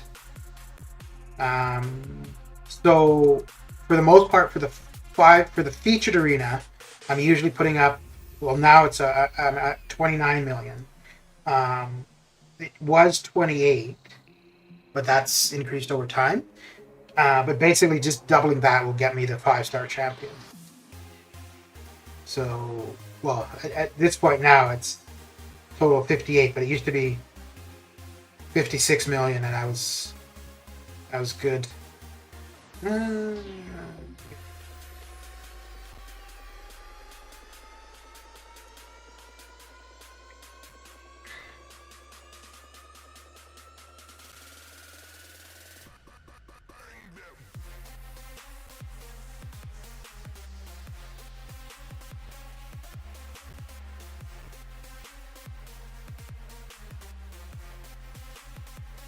Oh, next arena would be interesting, actually. Starting Thursday. Because, let's see here.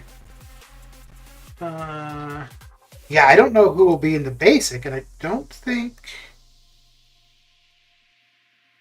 know if... No, I don't think that would be the new champ. Uh-oh, I wasn't paying attention there. I don't think that would be the new champions. So again, that could be interesting. I really want to see who's going to be the featured with the Omega arena, though. I'm hoping it's like Doom, because then that means that Omega is going to go a lot lower, which will make my life easier.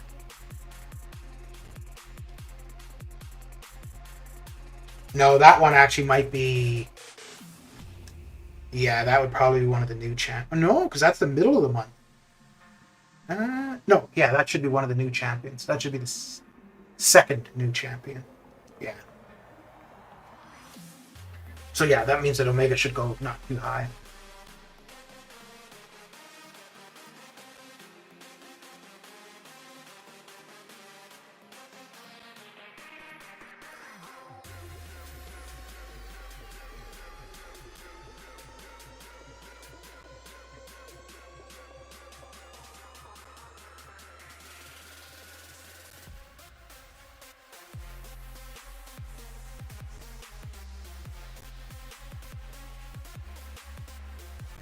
We'll go low if it's a new champ like Anti-Venom or not. Yeah, that's what I'm thinking.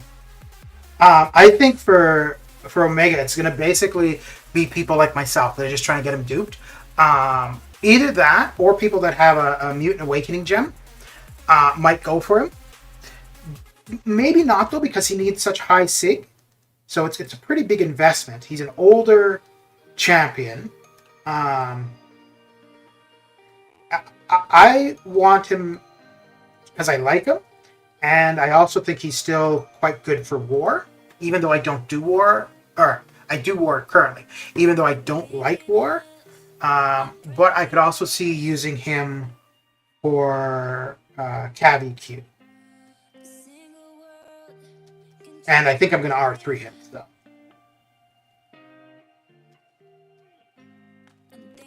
Next Thursday, September 30th. The new champs won't be out yet. Okay.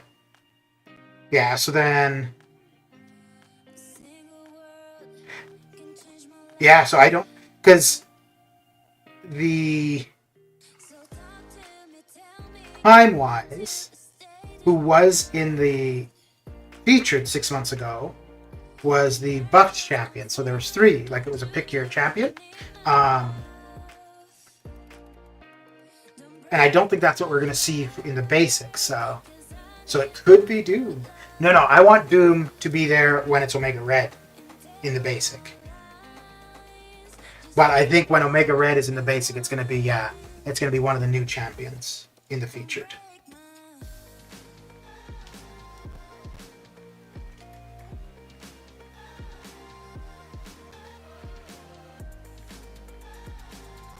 Because Doom in the featured will go high for several reasons. People that want to get him the first time, people that want to dupe him, and people that want to add SIGs to him. So yeah, that featured arena will probably be the highest ever. Even though a lot of people have him already, have him duped, have him high, max SIG. You can see the schedule for Frontline MCOC. That is for when characters are going to be in the basic crystal, though, and in the basic arena. Yeah, the basic arena isn't.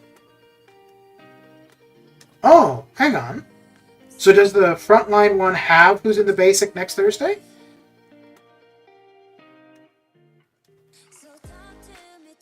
Let me see. Let's see. Okay.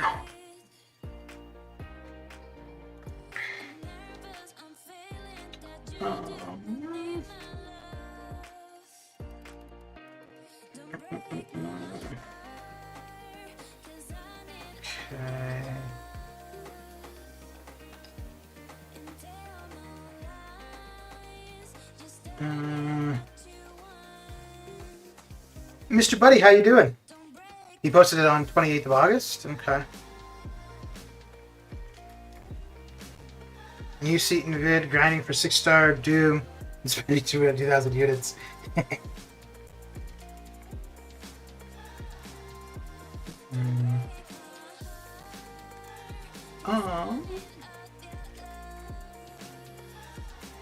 Yeah, I don't see.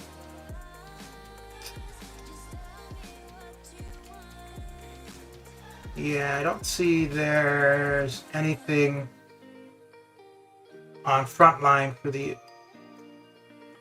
basic arena. But here, I'll show you what I'm looking at as far as the arena stuff goes. Figure out who's coming up. Get into here. Okay. So this is just the history of who's been in the featured and the basic and what the scores are. And if we look at what the previous, who was in there previously, so this is like Odin 6 months ago was the basic. So he was just 6 months ago Odin was the featured and he was just the basic. Masacre was the featured about 6 months ago. So now he's in the basic. So this is the one here where this was the feature for Crossbones, Howard the Duck, and Nova. So I don't know if we're going to see that as the basic or if it's going to be something completely different, or just one of those three, or what. And then after that, we've got Jabari Panther. It's going to be in the basic and then Omega Red. So.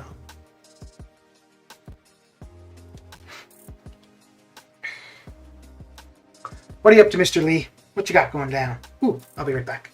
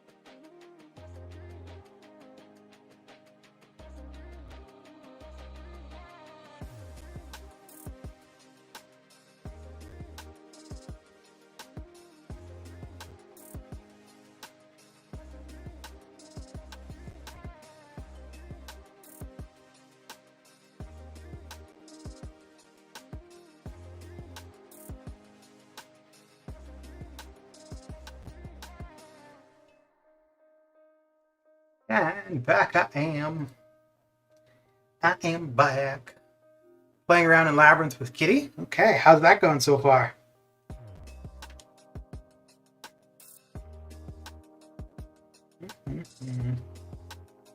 Make a video about her. I want to see Kitty smashing. I think there's one or two videos of people using Kitty Pride. just one or two though.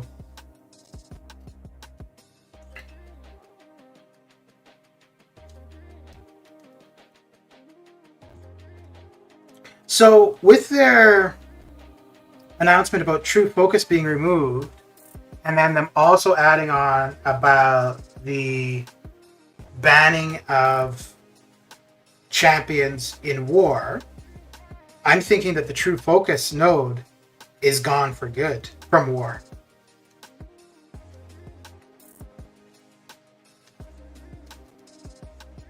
Which is quite interesting that they introduce a node to counter two champions, and then because of another champion, they have to remove that node.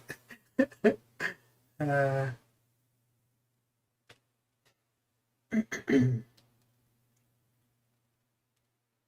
wait. Don't know what happened there.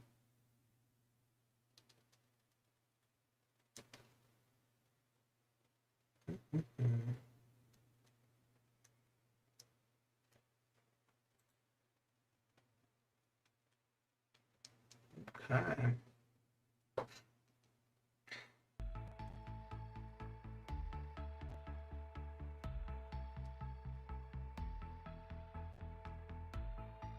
So we must be, yeah, pretty close to being done with the 6 stars. Oh dear. They scored an own goal, but I'm really happy they'll be moving away from True Focus. Well, for Boss Island, for war anyways.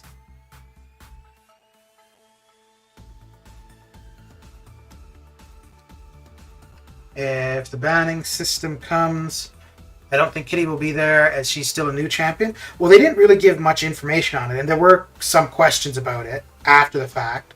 One of the questions, which I think is fair, is in their banning system, does that mean that a champion is banned from the entirety of war for that BG, or just for Boss Island? I think it's the entirety of war.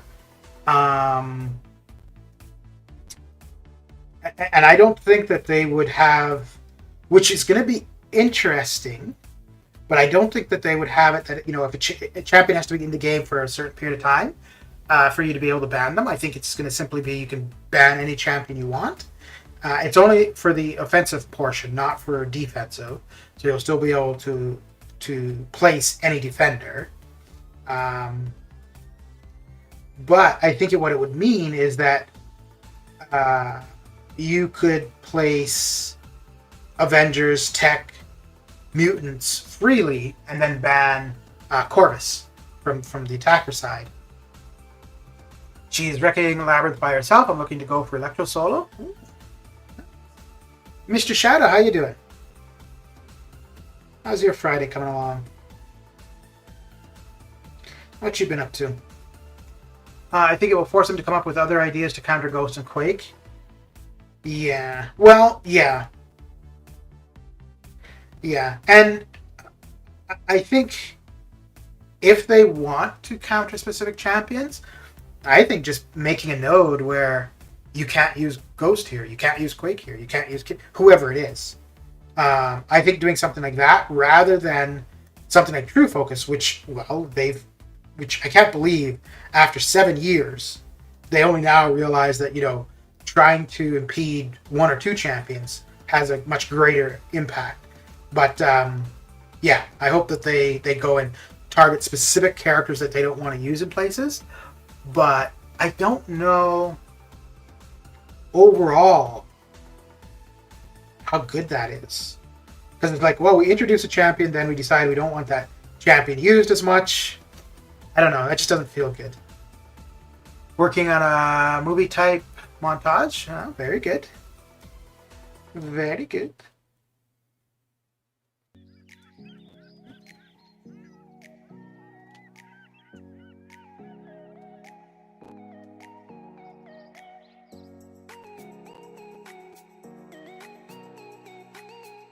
How you been doing? I've been doing okay. Getting through the arena slowly but surely.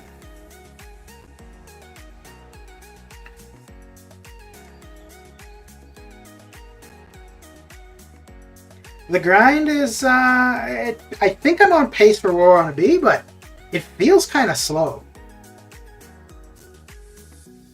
But I didn't really do very much arena yesterday, so that's probably why it feels kind of slow.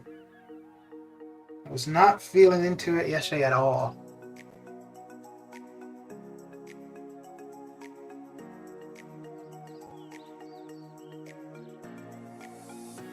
I keep wanting to start playing StarCraft 2 again, which I might do, download and start playing that sometime soon. Because once I'm not doing as much arena, if I'm not going for champions in arena, then I'd definitely be able to be doing some StarCraft. But that's going to take me a bit of time to get back into, though. And I mean, I haven't played it in at least 8 months. And well, I think muscle memory will help me for a bit of it, but yeah, strategies are probably a lot different now than when I last played, so take me a bit of time to get back into.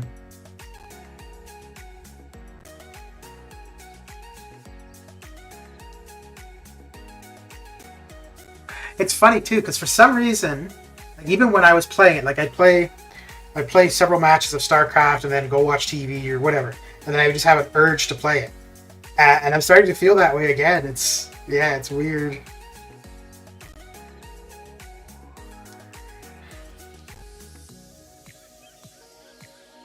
So do you do MCOC at all anymore, AQ, or are you just doing Fortnite?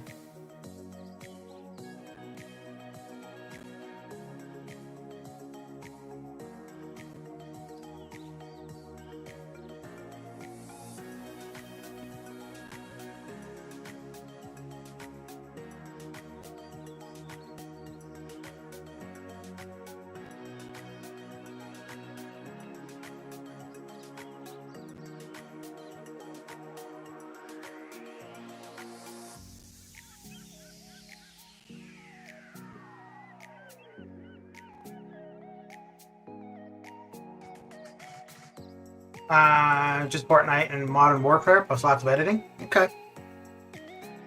Gotta sleep. See you later, Solar. All right, Justin. Thanks for coming and hanging out. Have a good one.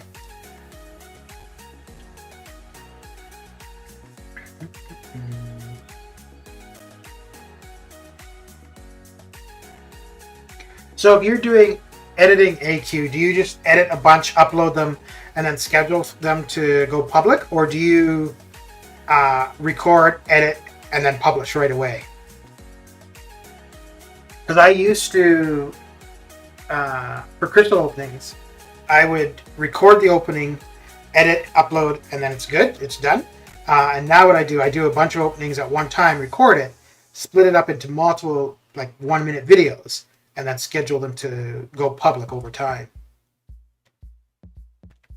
Mainly just because, like, quite often I'm just too lazy to do any editing. So when I get the inspiration to do it, I just do a whole bunch, like spend an hour or two, and I get a bunch done, and then they just go public over time. You record, edit, then upload. Okay.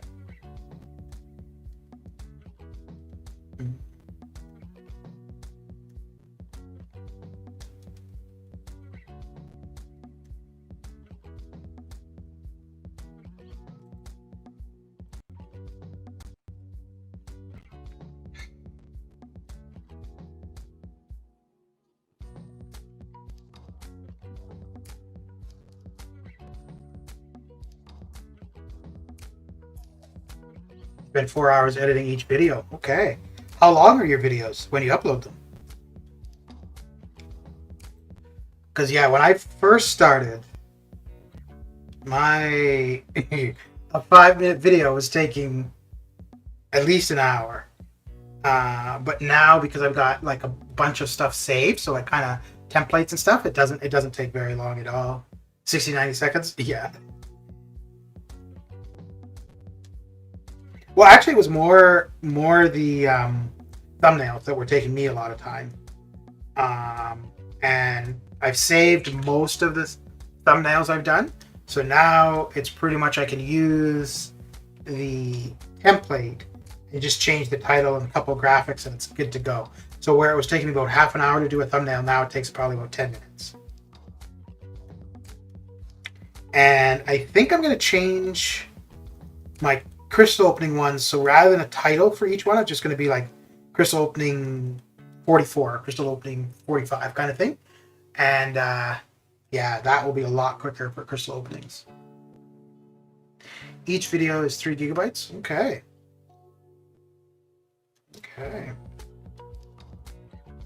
I think when I was doing the AOL videos, those were by far my largest and longest. I think those were all about a gig. Yeah, at least. Because I was running into a problem a couple times where I was exporting the video, but where I was exporting it to, the drive I was exporting it to, I could only write files of 4 gigs. And there was a couple where I kept getting errors when I was trying to export it. And I was like, well, what's going on here? And then I realized that it was the limitation on file size for that trick thing. So then I just had to export them to a different drive. It was all good.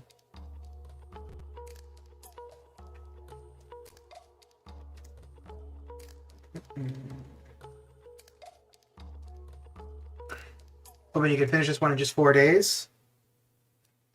Yeah, I think that, well, it wasn't a single video, but because the AOL ones were a series of videos. So from the first one to the last one, I think I started in September, and I got the last one uploaded in January. December. Forger, how you doing? And then the other ones that took a long time were the ones with farming with CGR. That took a long time. One for the footage, and yeah, so for the footage, and then each fight I did, I wanted to have the amount of time per fight and the number of hits. So then I had to go and record or like keep track of all that info. But yeah, I think I'm done doing videos like that, like where it's a series of videos. I think for the most part now it's just simple crystal openings. I do cinematic videos, so they take a long time. Yeah. Yeah, they would.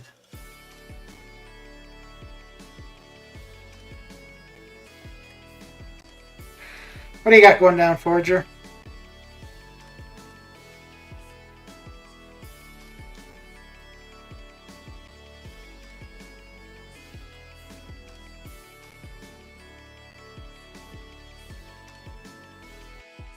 How long have you been doing YouTube, AQ? Like uploading videos?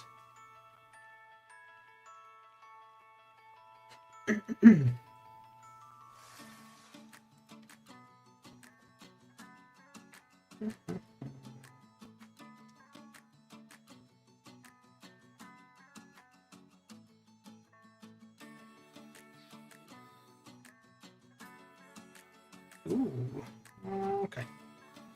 Since October of 2020? Okay.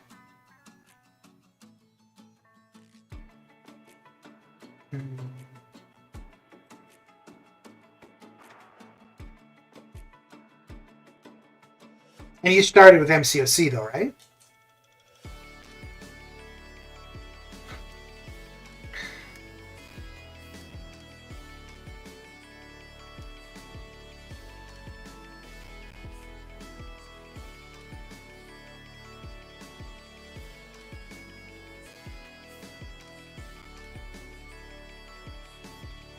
What?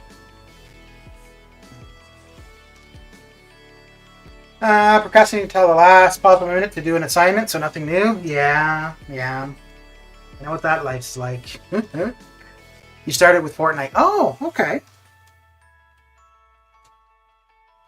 Okay. You don't do Twitch though, do you, AQ? Then moved to MCOC and then returned back to Fortnite? Okay. Because I don't think I've ever seen anybody streaming Fortnite on YouTube. I've never watched it, but I have seen people streaming it on Twitch.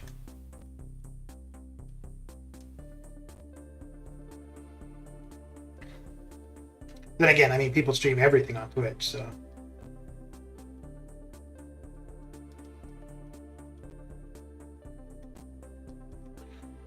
Okay. You do Twitch occasionally? Okay.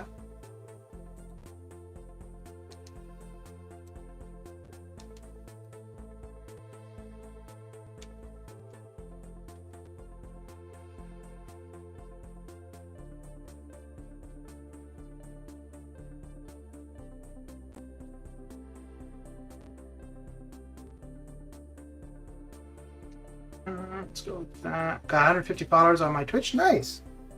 Very good. Yeah, one thing I find really interesting, I have no idea why. Well, no. The Twitch is obviously geared for streaming, but I've gotten a lot more followers, and I've only been doing Twitch since May, I think. But I found that's grown a lot quicker than YouTube. And I'm less familiar with Twitch. And I've only done 2 actual Twitch streams. Most of the time on Twitch, it's been through Restream.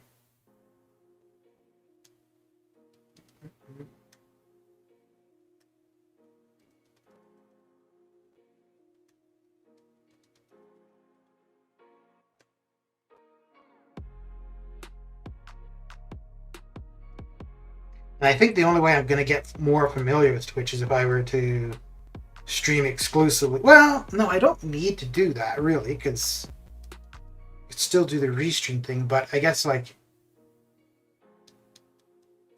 focusing more so on the Twitch side. I gotta go to the actual assignment? Alright, dude.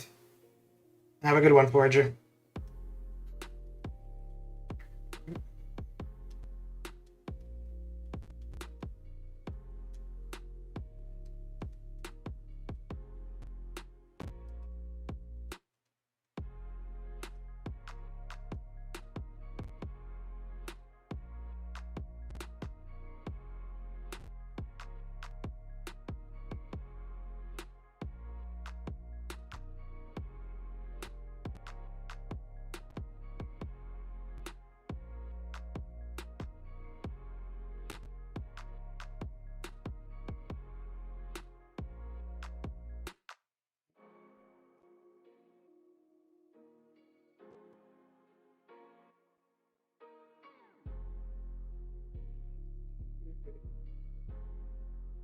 And well, I guess we'll do that. And, okay. This will be the last one of the 6 stars, and then we'll switch over, do a little bit more in the basic. And I think I'm at 5 something for the basic. So I'll probably finish off there at 6. And yeah, probably run the rest of the 5 stars in the featured.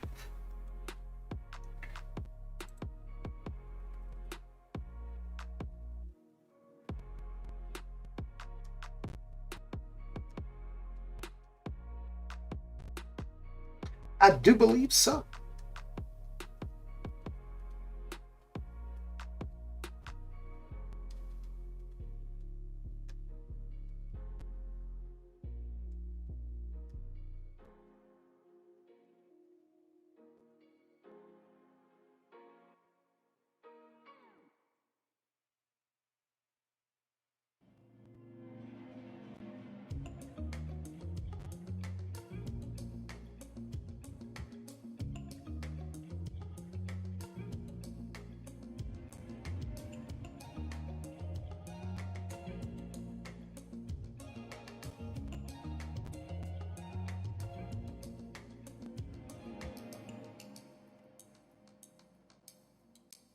Okay.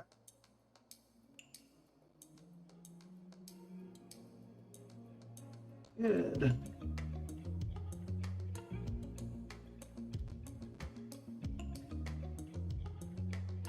Okay. So yeah, 23. Okay. Let's get into here. Finish this off to 6.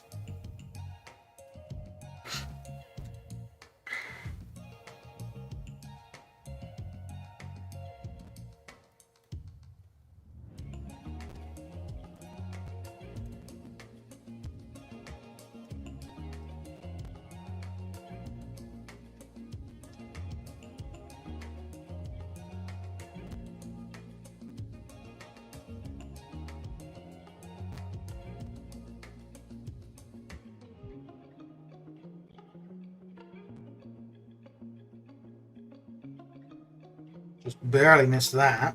Oh dear. Ruh-roh.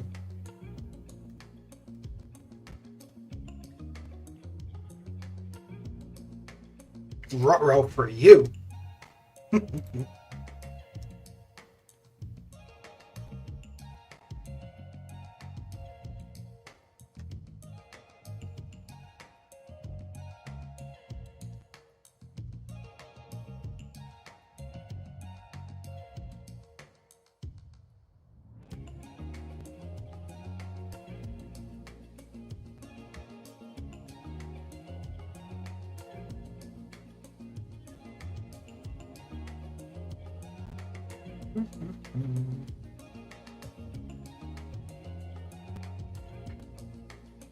Mr. Relentless, how you doing?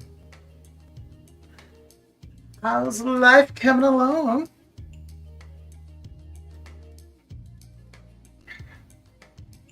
Happy Friday indeed.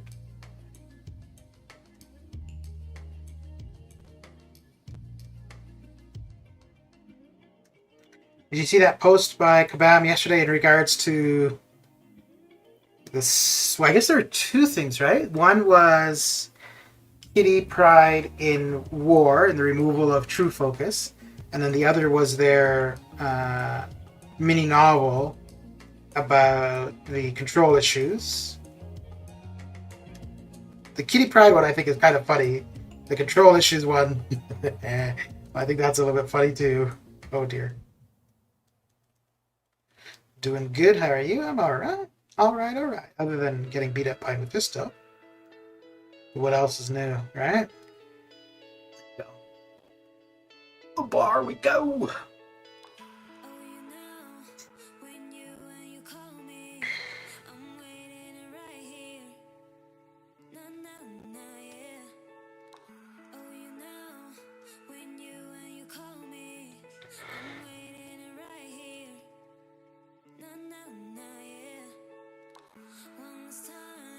If you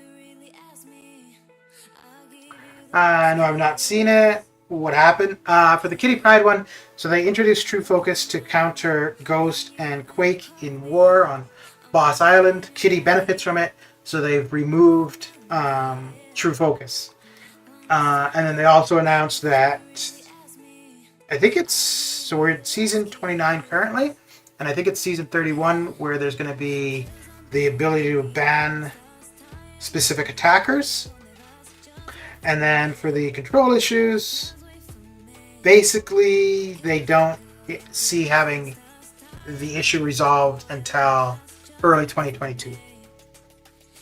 So early 2022, and as far as they're concerned, it's only an iOS problem. Now, I don't know if that it's only an iOS problem, if that means that if you're using an Android, you're no longer going to get compensation, or what. But it would seem kind of funny that if the problem, as far as they're concerned, is only affecting iOS users, it would seem odd that Android users are still getting compensation.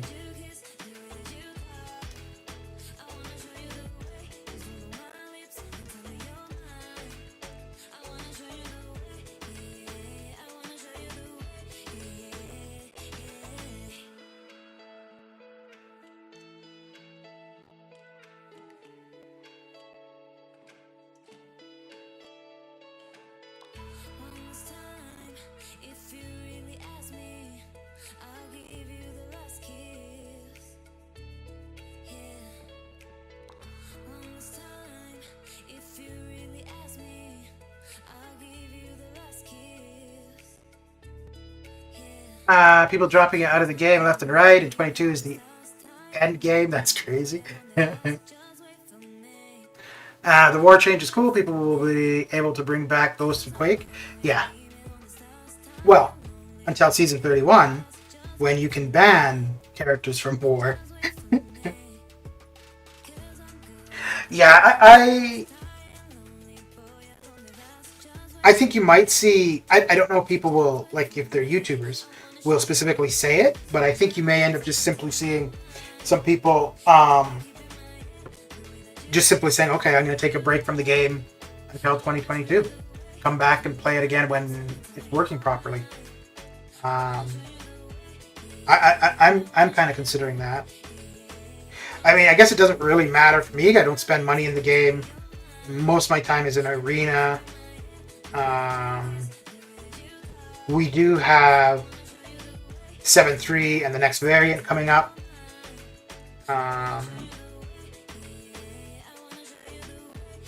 Which actually, those things I don't think I would mind too much doing as it is currently. I'm definitely not going to do the 3 LOL challenges until things are more reliable.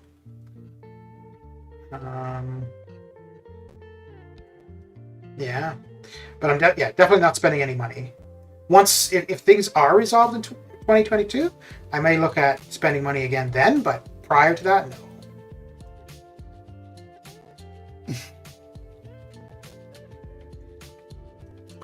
They're trying to make it like Summoner Showdown, banning characters like the Sabotage Incursion. Yeah. Yeah, and the thing is, I don't think that's going to change what people don't like in war. I don't think that. I think they got it like completely revamp war. And adding a couple tactics or like banning, I don't think that's a significant enough change to. Now, there are people who really enjoy it, absolutely.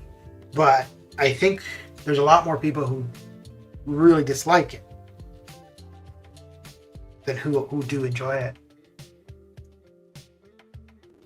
I'll be waiting on some content until the issue's fixed. I have an iPhone, so sucks for me. Maybe I get an Android tablet. No, so the issue isn't only iOS. It's just that that's what Kabam is saying.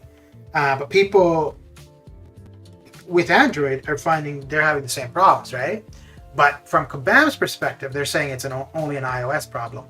So, because if that's the truth, then why are they providing compensation to Android users. That would make no sense, right? So I don't know, like, as far as they can tell, and this is how they said it, as far as they can tell, it's only an iOS problem. So I don't know how you figure that when you've got Android people having the problems. But, and then within the next couple updates, they are suggesting that we should see a resolution to the crashing. I'm hoping, I'm definitely going to see a resolution in the next week once I get the new device. So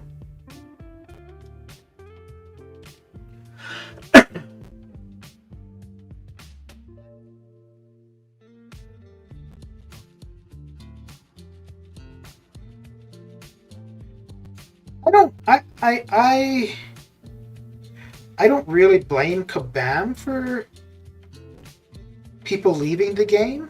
I think that's just the nature of the beast. The game is 7 years old, and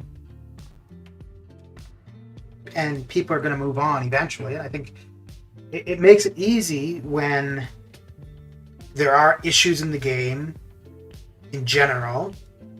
The only thing that could be problematic there, though, is that you may end up with people leaving being angry, as opposed to, hey, I'm going to just try something else, or I'm not finding it fun. Because I think if you're angry and you leave the game, you might be less likely to come back later. Whereas if it's, there's not much to do or whatever, you'd probably be more likely to come back in 6 months or whatever. But if you leave angry, I don't know if you'll come back, but we'll see. We shall see.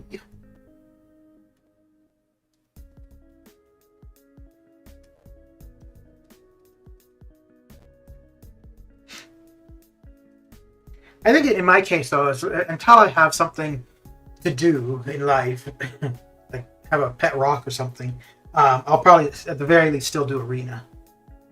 Although, well, I don't know. I was saying I'm thinking of trying out getting back into StarCraft. Although, I could still do that. I could play games of StarCraft on the computer, and then if I take a break from that and I'm watching TV, I could be doing Arena on the couch. So yeah, I'll probably at the very least be doing that. I did a few paths recently in Act 6. Parry failed every other fight, so a path that would only take maybe 1 to 3 revives, taking like 10. They've only giving us questing revives 1 time. Yeah. So in their info for the game issues, they are saying that next week we should be getting revives and health pots, regular revives and health pots. So I would expect it's going to be 10 revives, 10 health pots. Or maybe 15 again. But yeah, nothing for what people have been actually losing. But to be fair, they did say to avoid doing any difficult content. So even though they then came out with difficult content that was a limited time.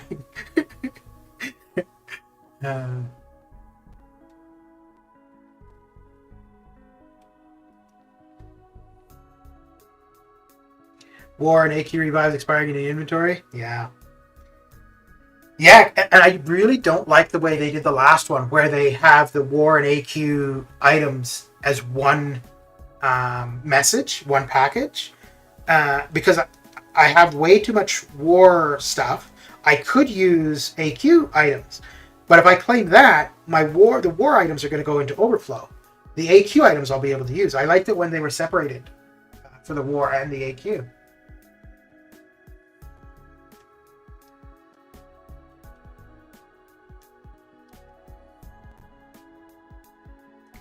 But depending on, I don't think it's going to be any more than 10 and 10.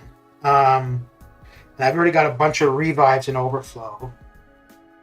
I might have to look at doing one of the LOL challenges, actually, just to use up what's in overflow. And I know overflow, what I have in overflow won't be enough. I'm going to also need to use units. So yeah, it's a bit of a conundrum. I think with the one I have to do the O Canada one because I think that's going to be the easiest. I prefer to get the Star-Lord one out of the way, but yeah, I think that's going to be pretty costly. That's cool about damn time. They should give us 10 a week, not 10 a month. Yeah. But the thing is, I mean, I'm sure in a technical sense, yes, it is going to take them a while to resolve, but the urgency on their part is not there because they're still making revenue. If they weren't making revenue because of the problems, they would be much quicker to resolve it. So, in a sense, we've got nobody to blame but ourselves for how long the problems exist.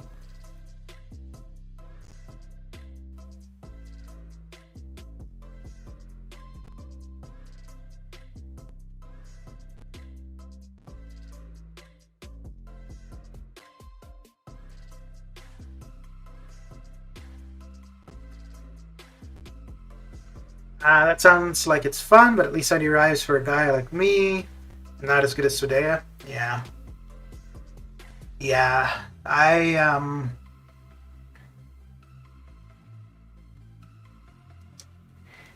would think probably at least 50 revives and then maybe 1 to 2,000 units.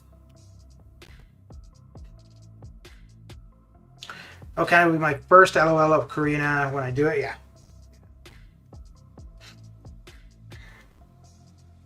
I think maybe what I'll do, if I'm going to do any of them prior to the issues actually being resolved, it will just depend on how many resources I have. If I have a ton of resources, then I might try to go. If I have a ton of resources, and I'd probably like to be at about 35,000 units. So if I've got a ton of resources, over 35,000 units, then maybe go for the Star-Lord one. If it's something under that, then do the Old Canada one. Definitely in no rush to get it done. Oh. Ho, ho, ho.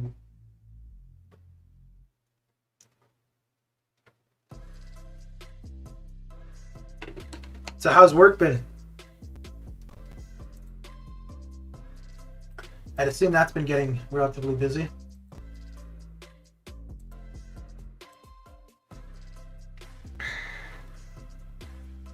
Hey, sunglasses. This is one thing that annoys me with these early compensation packages that I can't claim. So it just makes it harder to claim all of the other rewards that I've got.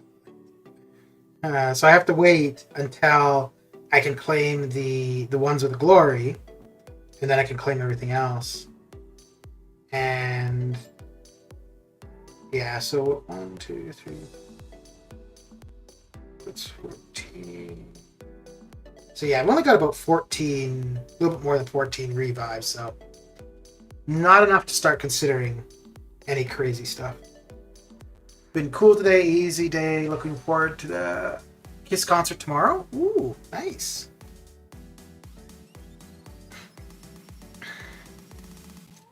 Let's go there.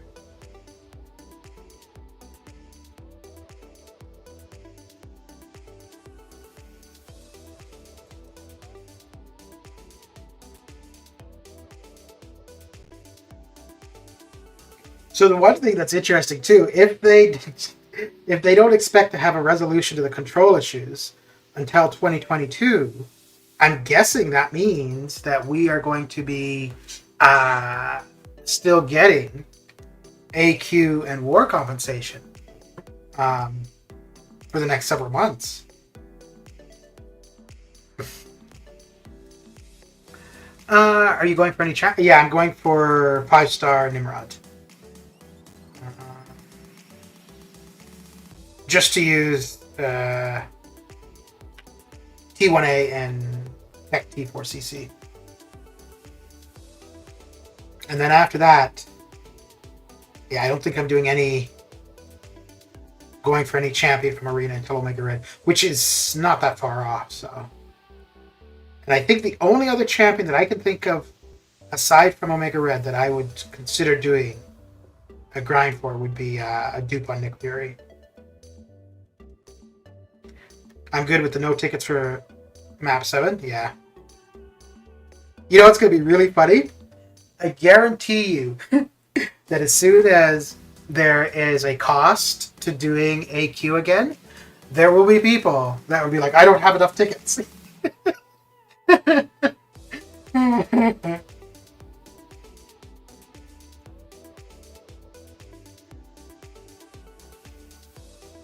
mean, you've had all this time to where we could be stocking up on them, but there will absolutely be people that, no, I don't have enough.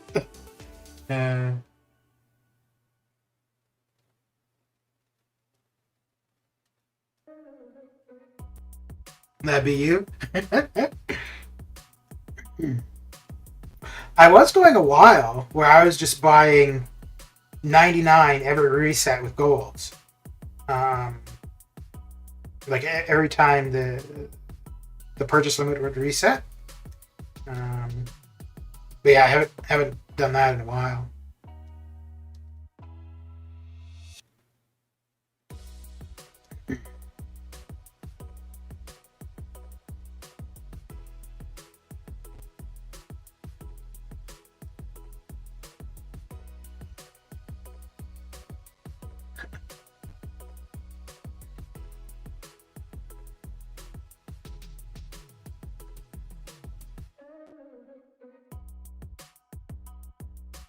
Oh, that was terrible timing on my part.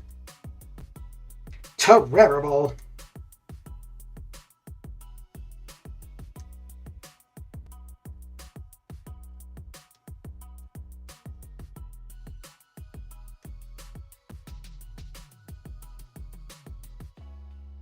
Oh.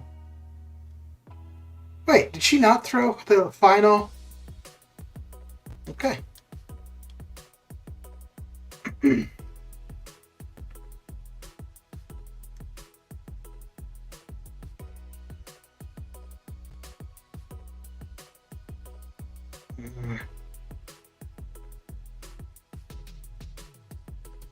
Oh, is that working again? Okay. So I know there was a while where that didn't work to change him over.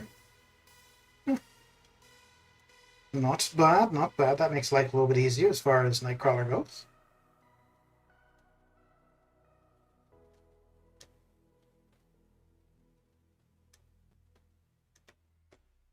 I'll wait to invest in tickets until tickets are relevant again. If they were going to give us a discount on them, now I would stock up. Yeah, it makes sense.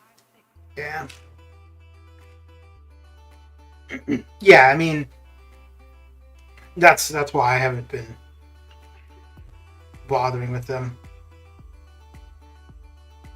Like I've got enough to get through a few wars whenever the charge for it comes back, and then I think I've got enough gold to cover whenever I do need to actually purchase them, so should be good for a while.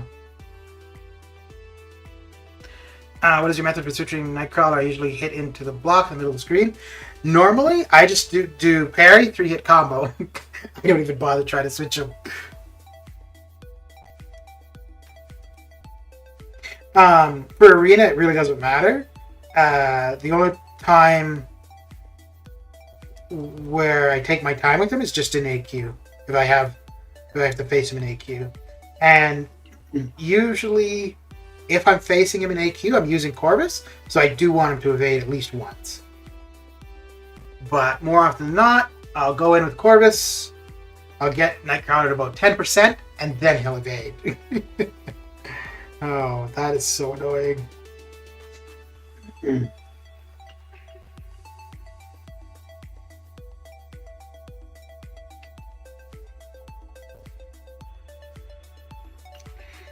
So very, very annoying.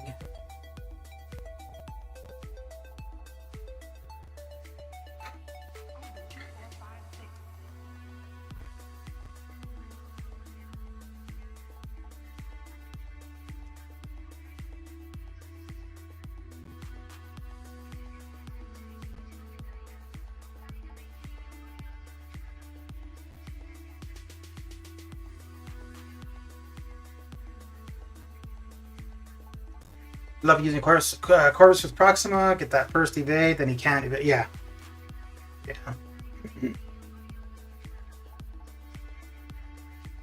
I was using Corvus with Proxima in AQ for a little while, because I was on the Spider-Verse path.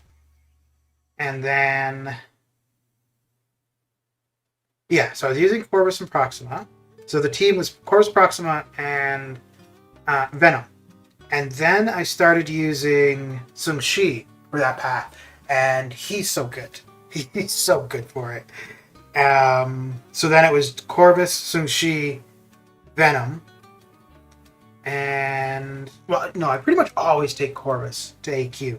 Because at the very least, even if I'm not using him for the paths, I could at least do something on the boss. And then, for the most part, usually my path, I can get 2 charges. So, yeah, I'll take Corvus. And if whoever my main attacker is for the path dies, I could usually just use Corvus to finish it off. So, really torn between ranking up Angela or King Groot. I have the last 3 chapters of 6.3 and 6.4 to explore. I haven't used King Groot at all.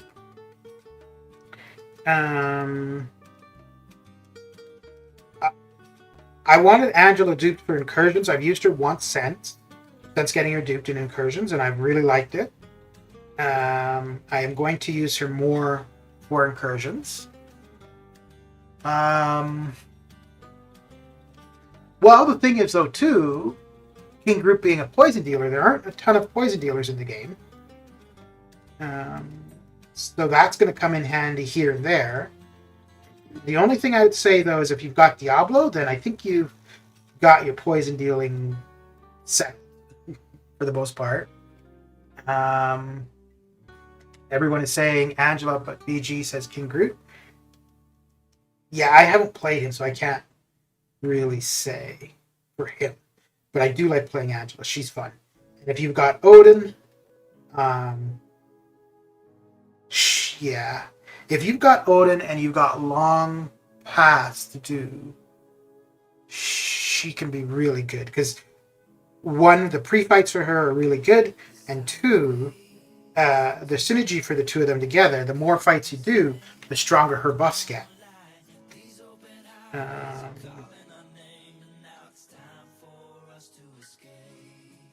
Now, King Groot's regen is stronger than hers, but his regen is on his L3. Where hers is, you lose health, you're regenning. And you're running suicides, right? So, if you've got Nick and DPX and Odin, you can completely negate the bleed and the poison with her. Successful Electro Soul. Nice. Okay. I think I'm going Angela. I have the pre-fight for Odin now, even though it's not the 6-star pre-fight. Yeah, and the 6-star is just a little bit more potent. So, in all honesty, outside of a Legends run, which for story content, for the longer content for it, is no longer applicable. And I don't think Angela would necessarily be somebody you would use for a monthly Legends run anyways. So that kind of makes it irrelevant. So, yeah, I think the 5-star pre-fights from Odin are more than adequate.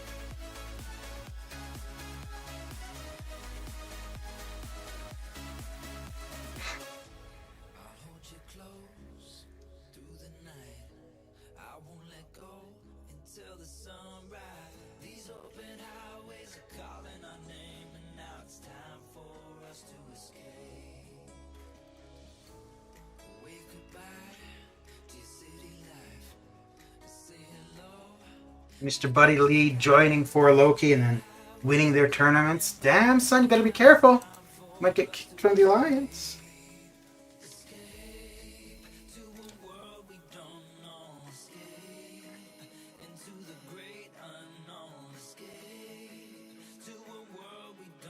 Great point, Solar. Since I had Diablo, then Angela gets it. There you go.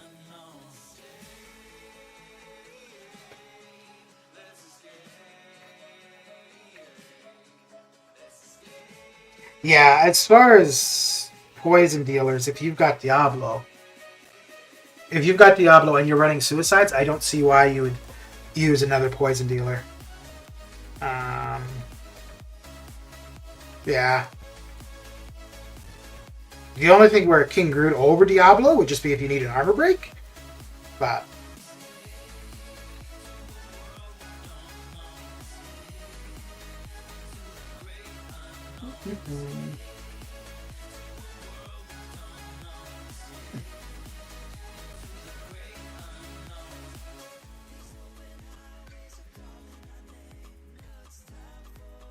yeah, I knew that was going to happen.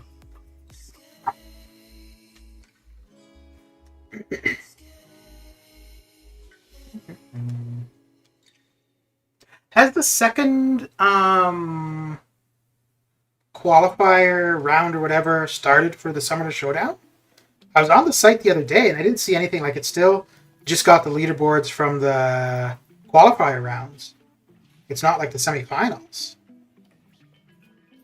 And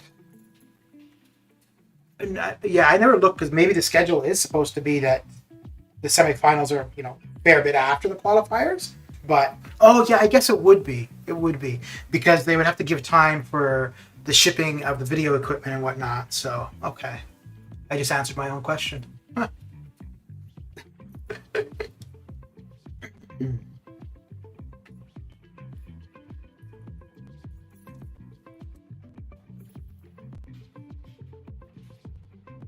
Oh dear. Yeah, I guess that's what we'll do.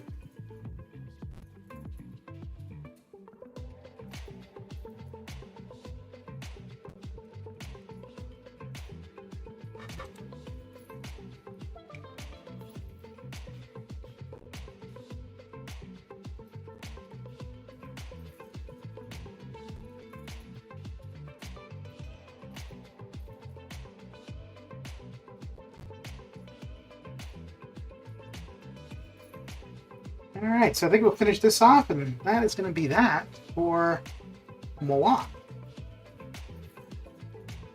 Go watch some more of Van Helsing and get a few more points in the featured arena.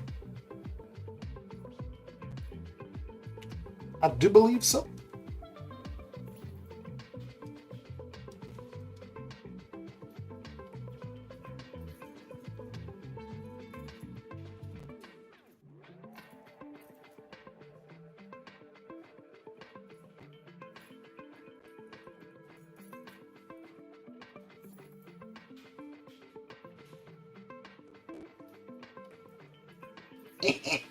Got him. Eventually I'll get King Groot up there too, but still got to get Act 600%. I think Angela will be good for that. Incursions too, great for buffed and AQ. She's the better all around. Thanks for the feedback. All right, well, good luck with it. And I think incursion-wise, like, there's a crazy amount of potential for her in incursions. Oh, I've only got 160, so let's get to 7 million.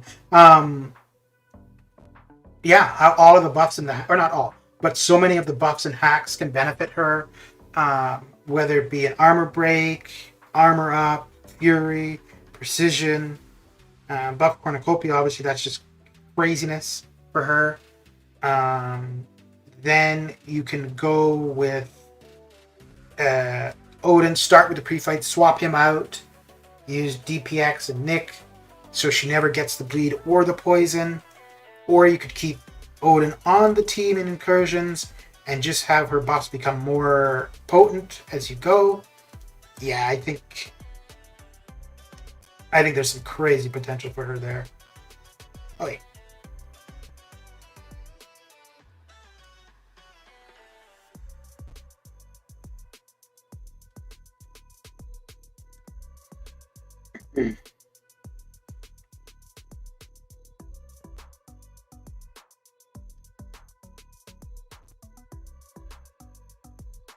I don't think I would look at taking her to rank 3 anytime.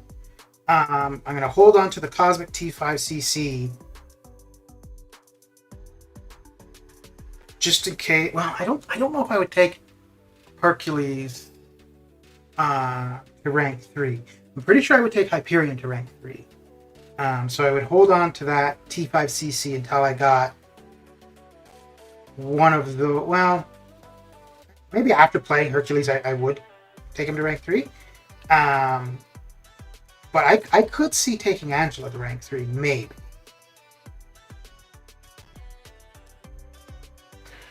Next level up, it's on like Donkey Kong. Going to take Kingpin to rank 3 over Hitmonkey.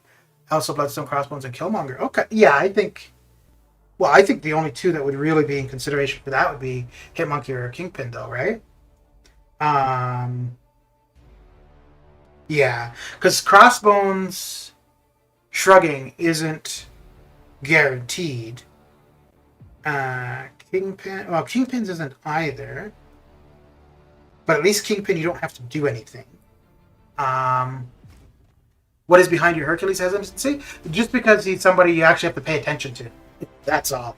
But that being said, I do like CGR and Sung Shi, who are also characters you need to pay attention to. So, but both CGR and Sung Shi, I felt the same way about initially as well. So most likely, once I get Hercules, I'll really like him.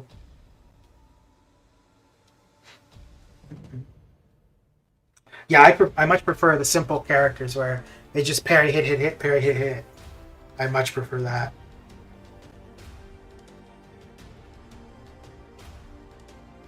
Although, I mean, any longer, more difficult content, I am paying attention. It's pretty much just arena where, like, if I'm watching TV, it's just the parry, hit kind of thing. Which is why it took me a really long time to get used to playing Ghost. Because I didn't use her for anything difficult for quite a while.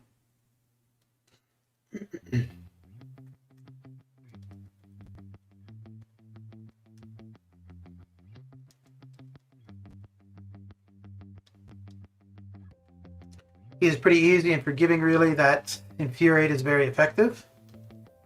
Okay.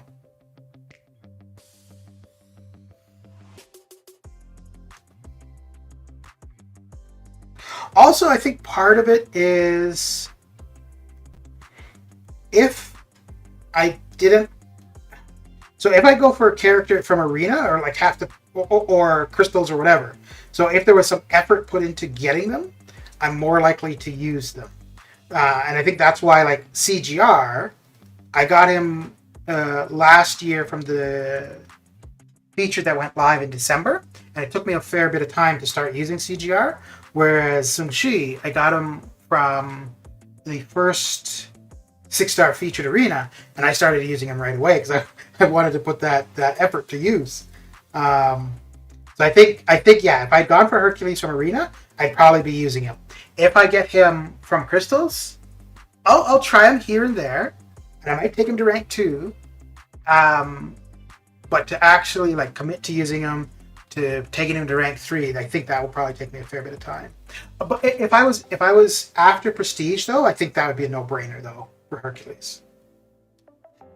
Although actually, I might need to start looking at Prestige pretty soon. My Prestige is just under 13,000, or 13,000, and the Alliance Prestige was at 26 something, and I noticed the other day it's at like 27 or 29.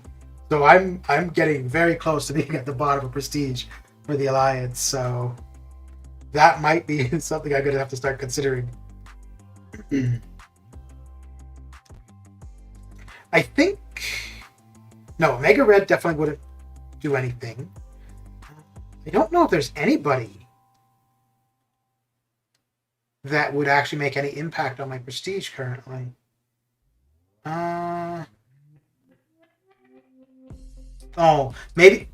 Maybe some SIGs into Apocalypse, but he's definitely not somebody I'm going to intentionally put SIG stones into.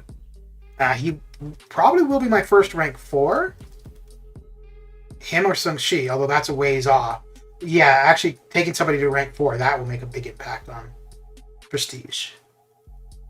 But that is quite a ways away.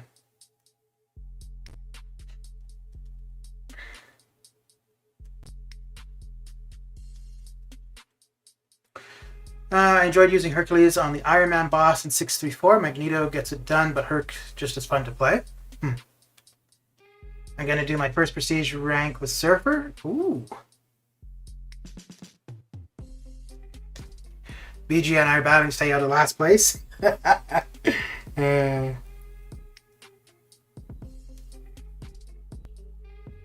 think, the only champion I've got that I could rank for prestige would be Doom. I wouldn't do Sunspot simply because at rank 4 he drops off so much. So that, like, you would know that is a limited time investment for prestige. Whereas Doom is going to be relevant prestige-wise for quite a while. But let me just... Yeah, let me see. I don't think there's anybody that would really make an impact for my prestige. So we got 1, 2, 3... Wait, Diablo doesn't show my... Oh no, it's the top 4, right. Oh, okay, so Diablo, he would make some...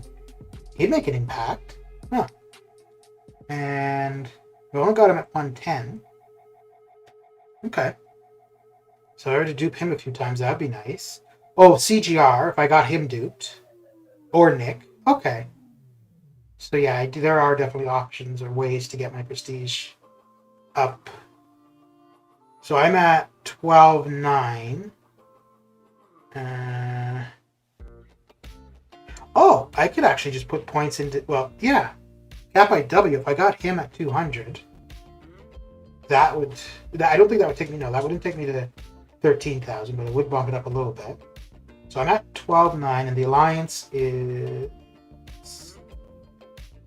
12.7. So yeah, still got a fair ways to go. Sunspot drops out of existence pretty much at R4. It's crazy, dude. It's crazy. Because he goes from like second to not even in the top 15. Which, I mean, he's been up there for a long time, and he was the first rank 3, and I think it was mainly because of prestige. But it is crazy just how much he tags once you take R4s into consideration. So yeah, he's second at R3 at 13.9, and you go to R4, and he's nowhere to be seen in the top 15. Let's see. Oh, wait.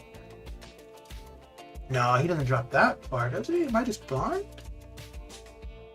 Holy. Okay. Oh, wow. So he goes to 32nd. That is crazy. Yeah, so definitely wouldn't be doing him for prestige. Let me see. Okay, so yeah, if I were going to do anything for prestige, it would be Doom, for sure. Because he's going to be relevant for... yeah, he's going to be relevant at rank 3. He's going to be relevant... Oh, definitely relevant at rank 4 for quite a while. Because he's second.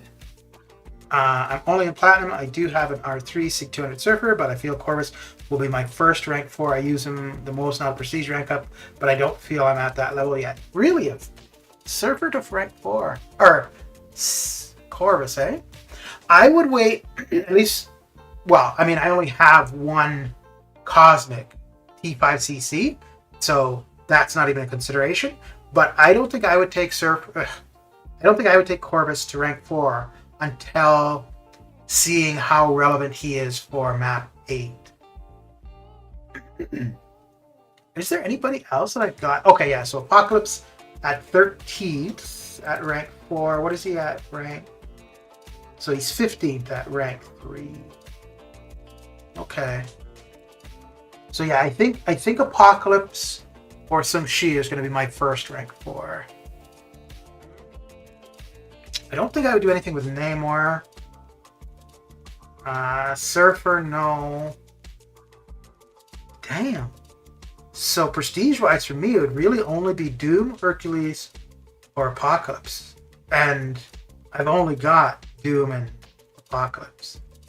But Doom, I don't see taking to rank 3 anytime soon. But if prestige became a thing, yeah, then Doom would become a consideration for sure. All right. Well, that is that for me. But yeah, thanks for coming, hanging out, and I will catch you guys later.